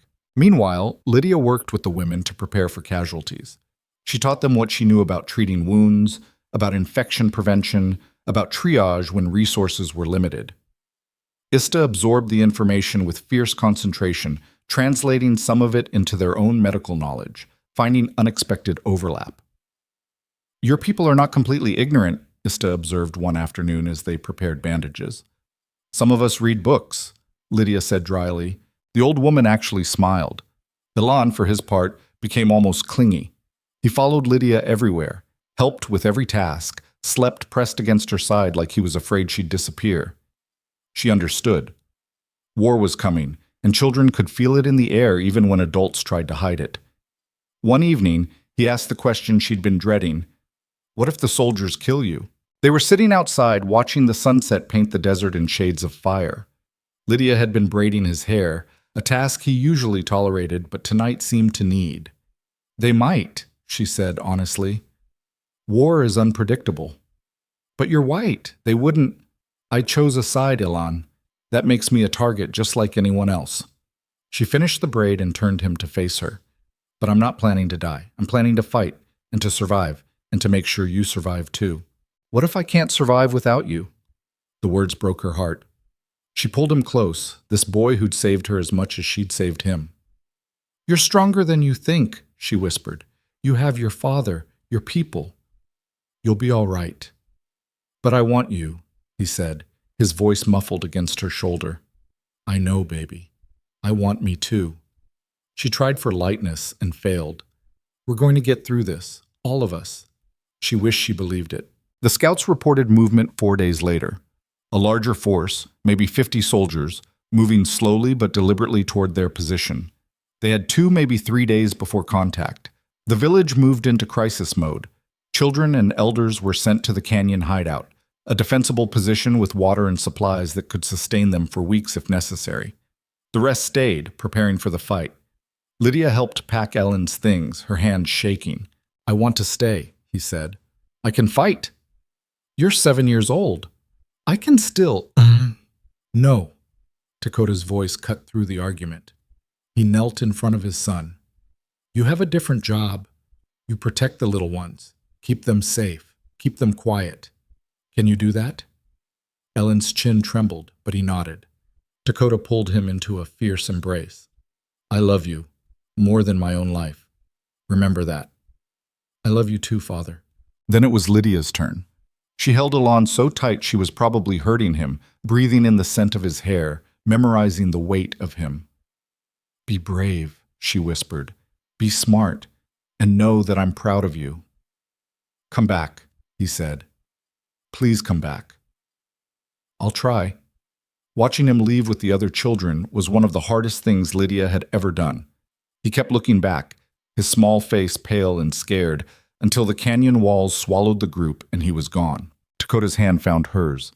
He will be safe. Will we? That remains to be seen. They had one more night, one more evening to sit around the fire, to share a meal, to pretend that everything was normal. But the weight of what was coming pressed down on all of them, making conversations stilted and silences heavy. Lydia lay in her furs that night, unable to sleep. Across the fire, Dakota was equally restless. Finally, she spoke into the darkness. Dakota? Yes? If I don't make it through tomorrow, do not. If I don't, she continued firmly, tell Ilan that he saved my life, that choosing me gave me a reason to live when I didn't have one. Tell him that being his mother was the greatest honor I've ever known. The silence stretched.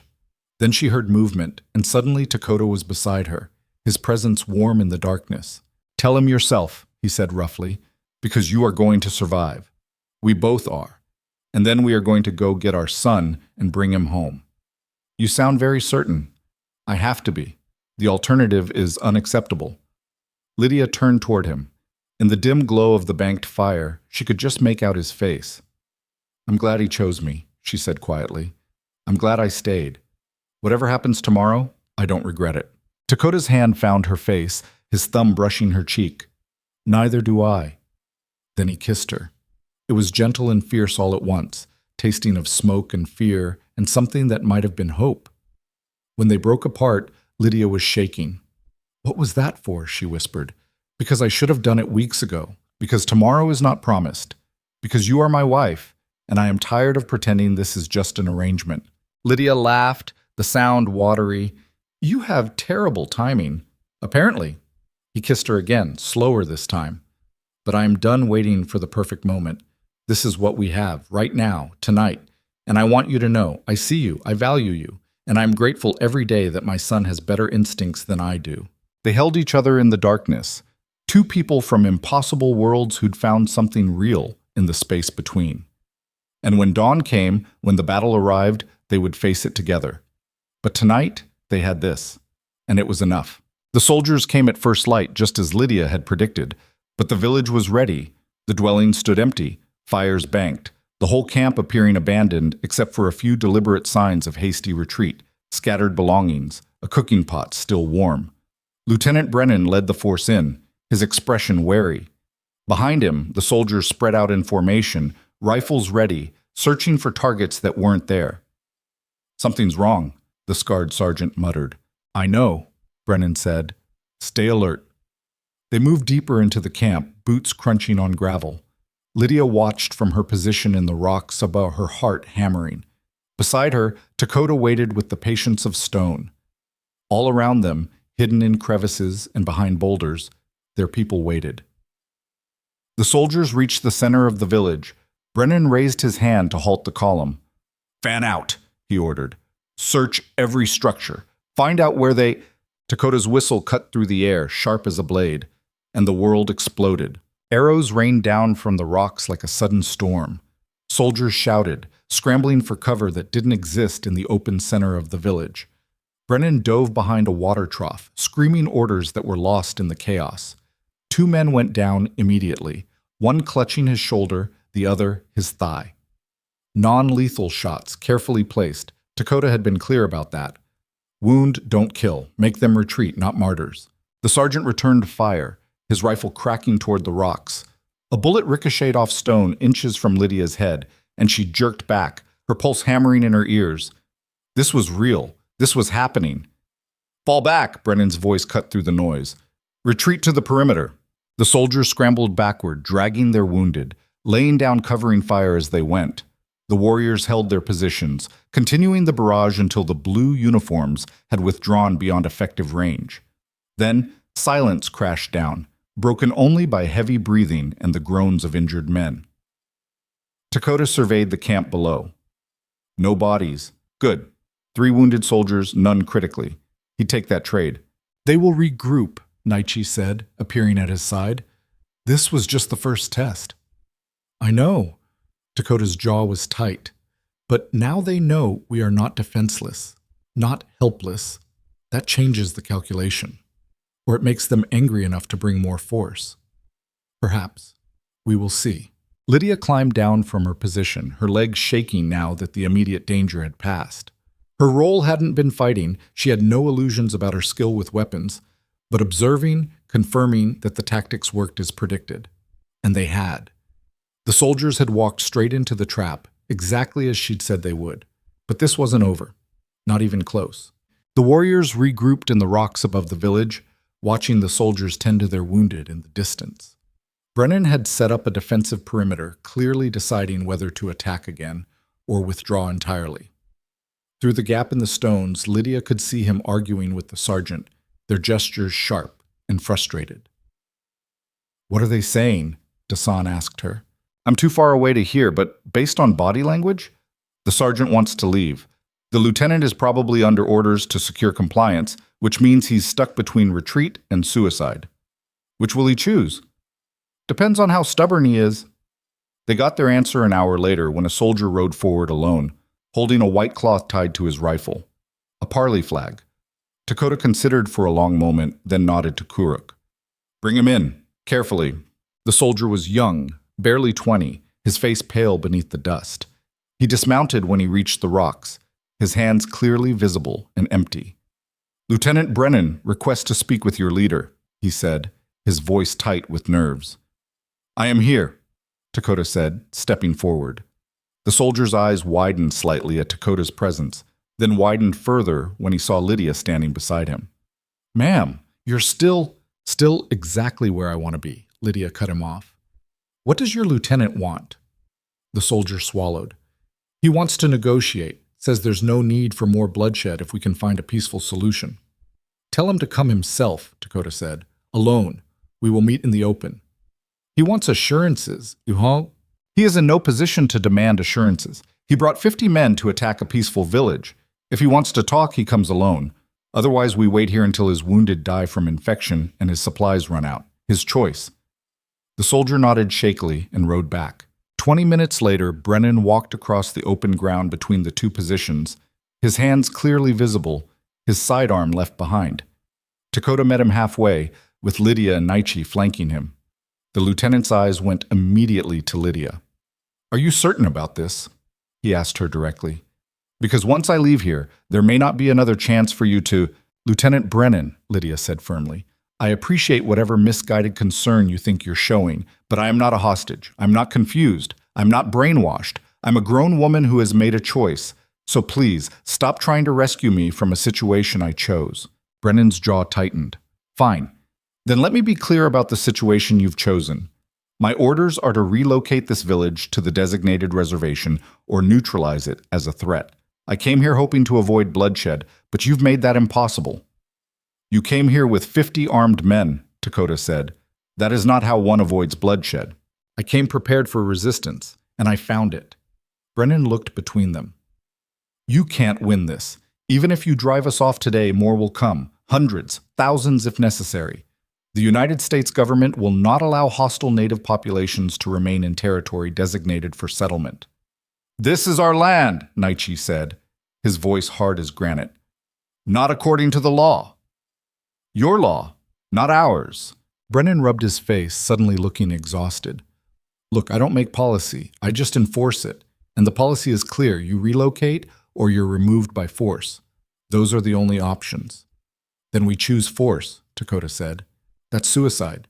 You have what, 30 warriors? Maybe 40? We'll bring 200, 500, however many it takes. And how many of your men will die in the process? Lydia asked quietly. Because we're not going to line up and let you shoot us. We know this land. Every canyon, every water source, every defensive position. You'll be fighting on our terms and terrain you don't understand, against people who have nothing left to lose. Are you threatening me? I'm stating facts. You want to drive us out? It's going to cost you. Men, time, resources, political capital when people back east hear about the army massacring families who are just trying to survive. She paused. Is that really what you want your legacy to be, Lieutenant? The man who slaughtered children because they wouldn't move to a reservation where half of them would die anyway? Brennan's face went very still. You don't know what you're talking about. Don't I? I've heard the stories about the conditions on those reservations. Starvation rations, disease, land that won't support crops. You're not offering salvation, Lieutenant. You're offering a slow death instead of a fast one. That's not— He stopped, something cracking in his expression. What do you want from me? I have orders. I can't just ignore them. You can choose how you follow them, Dakota said. You can report that you encountered significant resistance, that the cost of removal would be too high, that we have fortified positions and knowledge of terrain that makes assault impractical. Recommend that other methods be tried first. Negotiation, treaty, something that doesn't end in bodies. They won't listen. Maybe not. But you'll have tried. You'll have given them an option that doesn't require you to kill children. Lydia met his eyes. I know you don't want that, Lieutenant. I can see it in your face. You're not a murderer. Don't let them make you into one.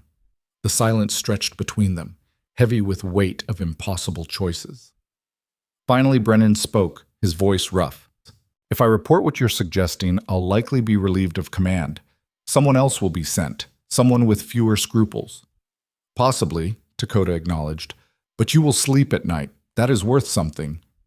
Brennan laughed, a bitter sound. Is it? I don't know anymore. He looked at the village, at the rocks where warriors waited, at the empty dwellings that had been a trap. How long can you hold out here? Long enough.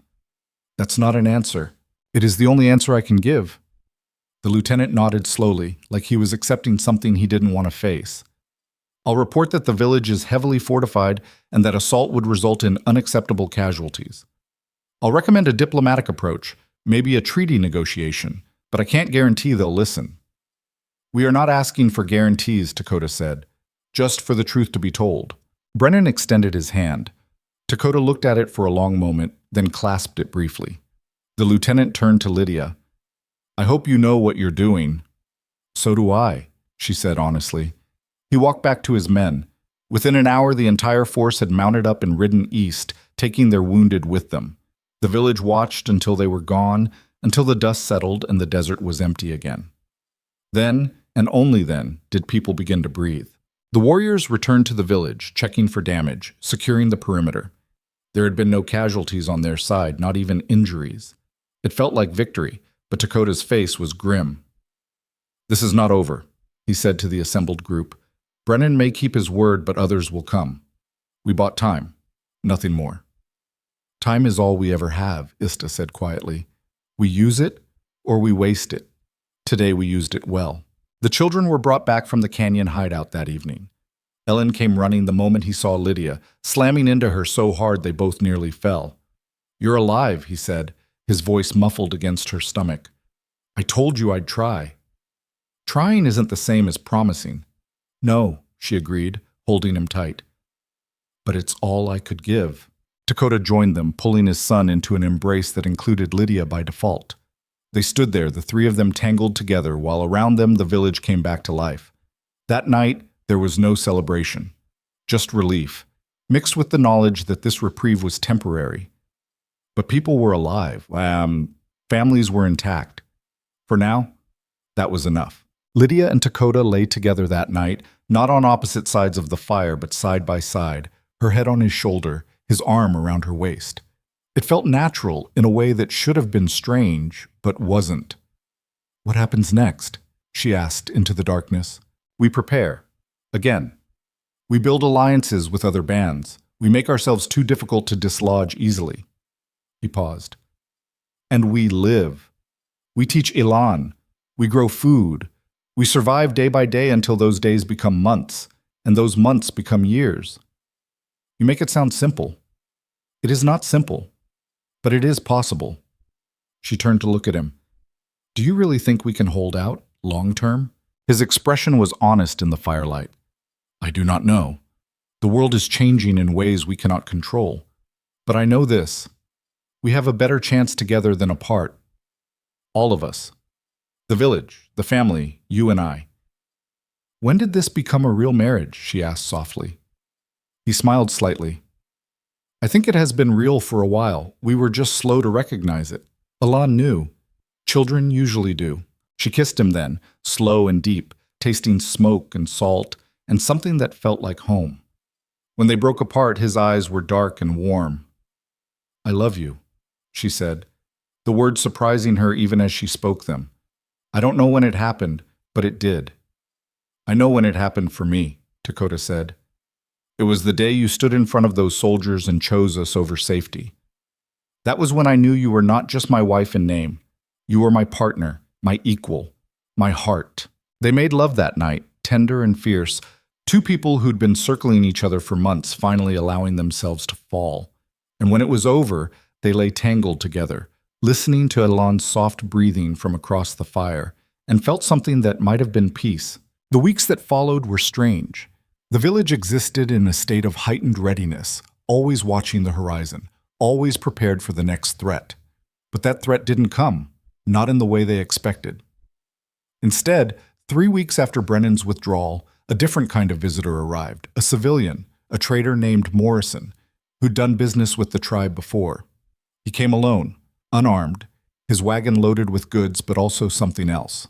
I bring news, he said to Dakota, from the fort. They met in the central shelter, with Naichi and several other leaders present. Lydia sat in the corner, listening. Lieutenant Brennan was relieved of command, Morrison said. Apparently his report about the situation here didn't sit well with his superiors. They wanted him to press the attack, casualties be damned. He refused, so they replaced him. Dakota's expression darkened. Who did they send? That's the thing. Nobody, yet. There's been some kind of delay. Politics, from what I hear. Some congressman back east making noise about treatment of native populations, calling for investigations into reservation conditions. It slowed everything down while they figure out how to respond. How long? Naichi asked. Morrison shrugged. Could be months, could be years. Could be they eventually decide it's not worth the trouble and just leave you alone, though I wouldn't bet on that. But for now, we have time, Dakota said. For now.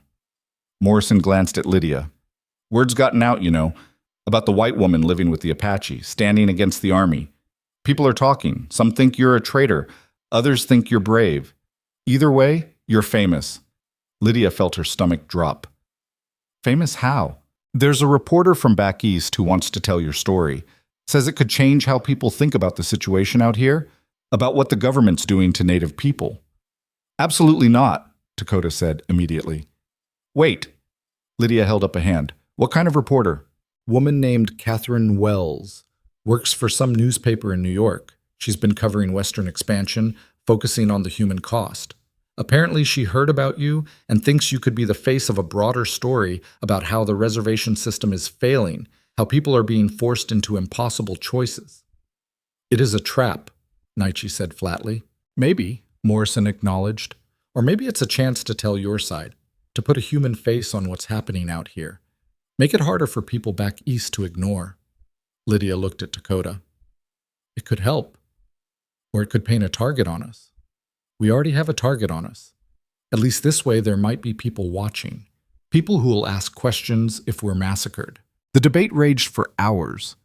Eventually they agreed to meet with the reporter, at least to hear what she had to say. If it felt wrong, they'd send her away. Catherine Wells arrived 2 weeks later, traveling with Morrison as escort.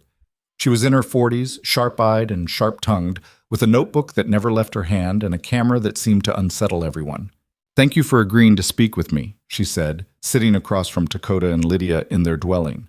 Ellen watched from the corner, fascinated by this strange woman with her Eastern accent and fancy clothes. We have not agreed to anything yet, Dakota said carefully. Fair enough. Wells pulled out her notebook. Let me start with this. I'm not interested in propaganda, either for the government or against it. I'm interested in the truth. What's really happening out here, beyond the official reports and the political rhetoric. If that truth makes people uncomfortable, so be it. What do you want from us? Lydia asked. Your story, how you ended up here, why you stayed, what it's been like. She paused. And I want to understand what's at stake, not just for you, but for all the people being forced off their land, pushed onto reservations where they're dying slowly instead of quickly. Over the next several days, Wells interviewed everyone who would talk to her. She photographed the village, the people, the children. She took notes constantly, asking questions that were sometimes uncomfortable but always honest. And slowly, people began to trust her. Not completely, but enough. When she finally sat down to interview Lydia at length, it was like opening a vein. Tell me about the choice you made, Wells said. When the soldiers came, when you could have left, why did you stay? Lydia thought about all the easy answers, the ones that would make her sound noble or brave. But Wells had asked for truth, and truth was all she had left to give. I stayed because I didn't have anywhere else to go, she said honestly. My family was dead. My old life was gone. And here, she gestured around the dwelling, here I had a son who needed me, a husband who respected me, a community that pushed me but also gave me a chance to prove myself. It wasn't perfect, it still isn't, but it was real. Do you regret it? Sometimes. When I think about what I've lost, what I've given up, yes, I regret parts of it. She paused. But then Alon laughs at something, or Dakota looks at me like I matter, or one of the women asks my advice on something, and I remember why I made this choice. Because belonging somewhere imperfect is better than belonging nowhere at all. Wells wrote furiously, her pen scratching across the page. And the larger conflict? The army, the reservations, the government policy. It's wrong, Lydia said flatly. I've seen both sides now. I know what my people have done, the violence and betrayal and broken promises. And I know what these people are facing, lose their land or lose their lives, with no good options in between. If me telling my story can make even one person back east think twice about what's happening out here, then it's worth whatever comes next. The article appeared 3 months later in newspapers across the East Coast. Morrison brought copies when he came through on his next trading run. Lydia read it with shaking hands, Dakota reading over her shoulder. Wells had titled it, "The Woman Who Chose Exile." She'd told Lydia's story, but she'd woven it into a broader narrative about the reservation system, about the conditions people were facing, about the impossible choices being forced on communities like Dakota's. She'd included quotes from villagers, descriptions of daily life, photographs that showed people as people, not as threats or savages. And she'd ended with a challenge. Mrs. Hale could have chosen safety. She could have returned to her people, to the comforts and privileges of white society. That she chose instead to stand with those facing displacement and death should tell us something about where the moral clarity lies in this conflict. The question is whether we are brave enough to listen. It is powerful, Dakota said quietly. It's going to make people angry. Yes, but it might also make them think. The response was mixed. Some newspapers praised the article, calling for reform and investigation. Others condemned it, accusing Wells of romanticizing hostiles and betraying American interests. Lydia received letters, forwarded through Morrison, some supporting her, others calling her a traitor, a few threatening violence. But something shifted.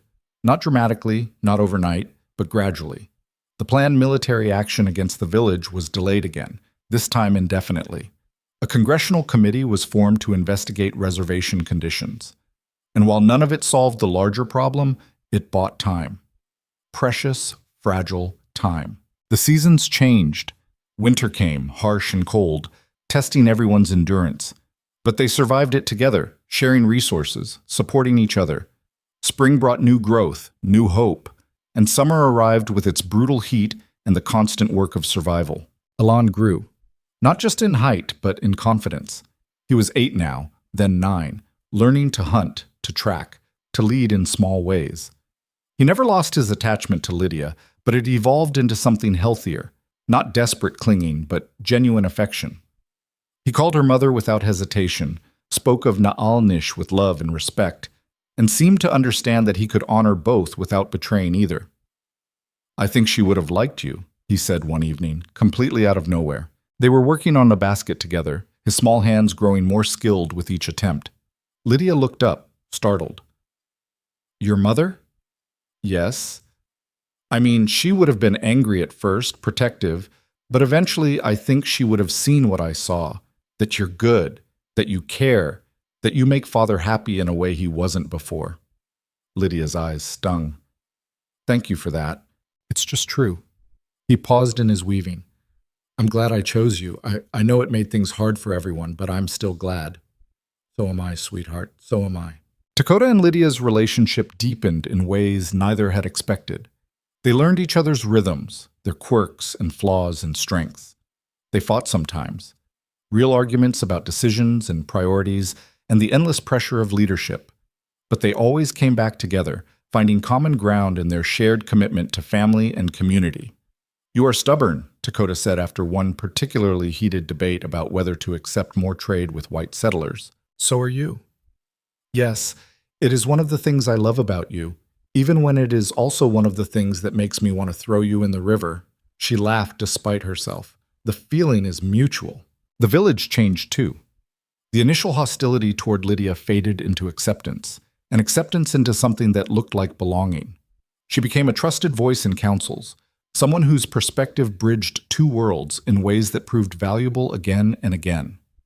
When tensions arose with settlers or traders, she could negotiate in ways others couldn't.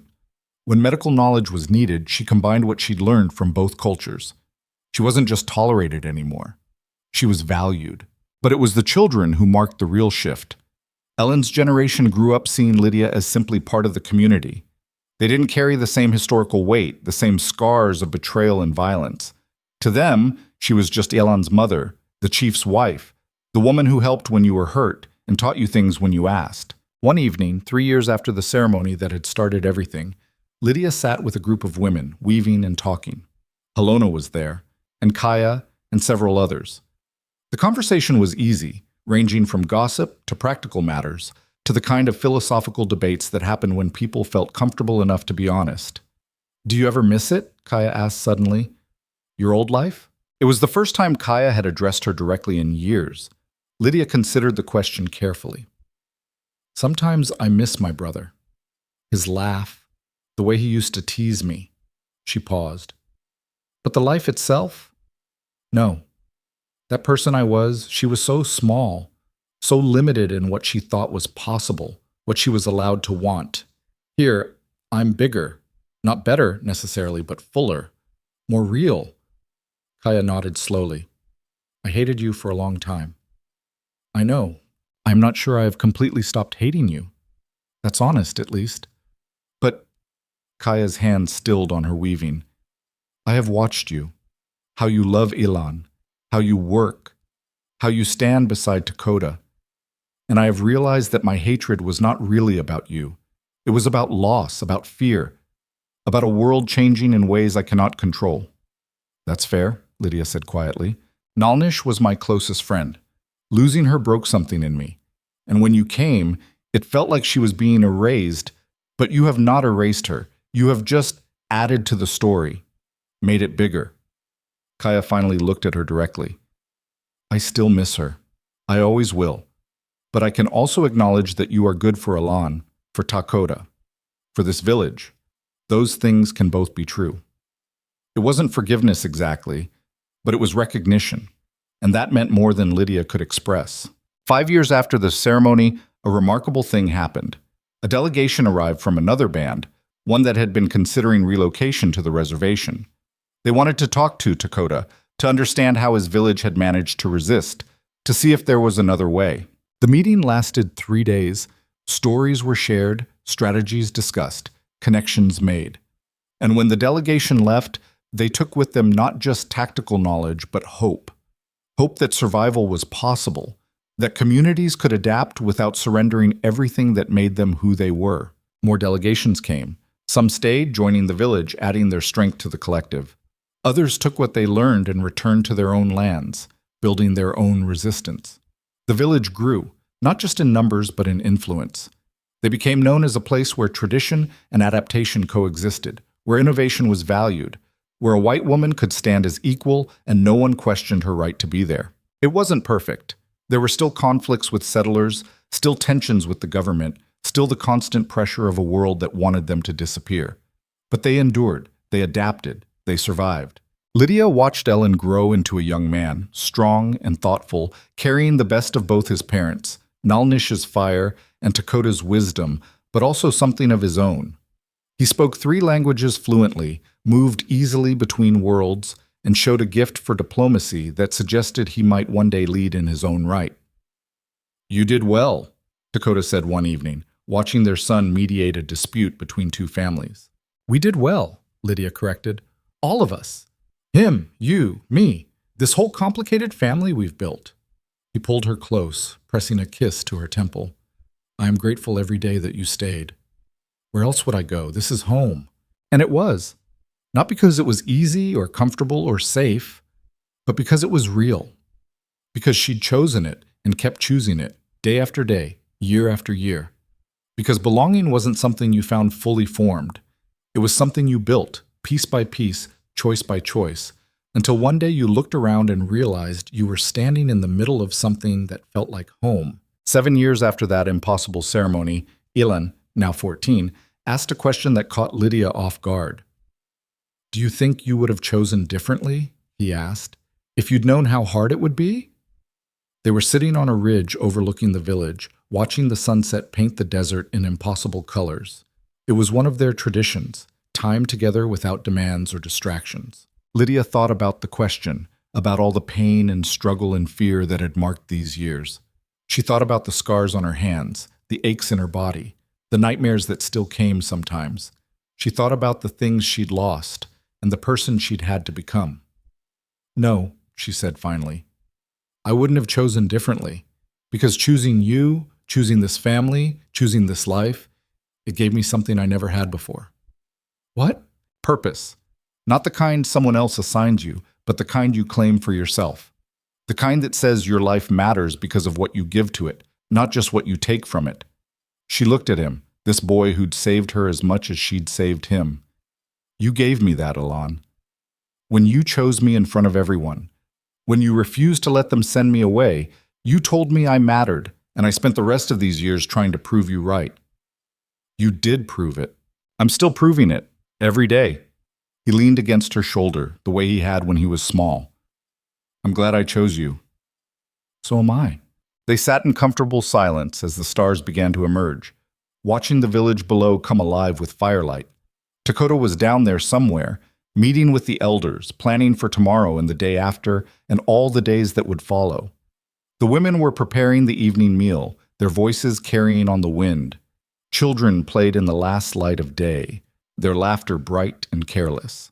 It wasn't perfect. The threats hadn't disappeared, they'd just become familiar, manageable, part of the landscape of daily life. The government still pushed for relocation.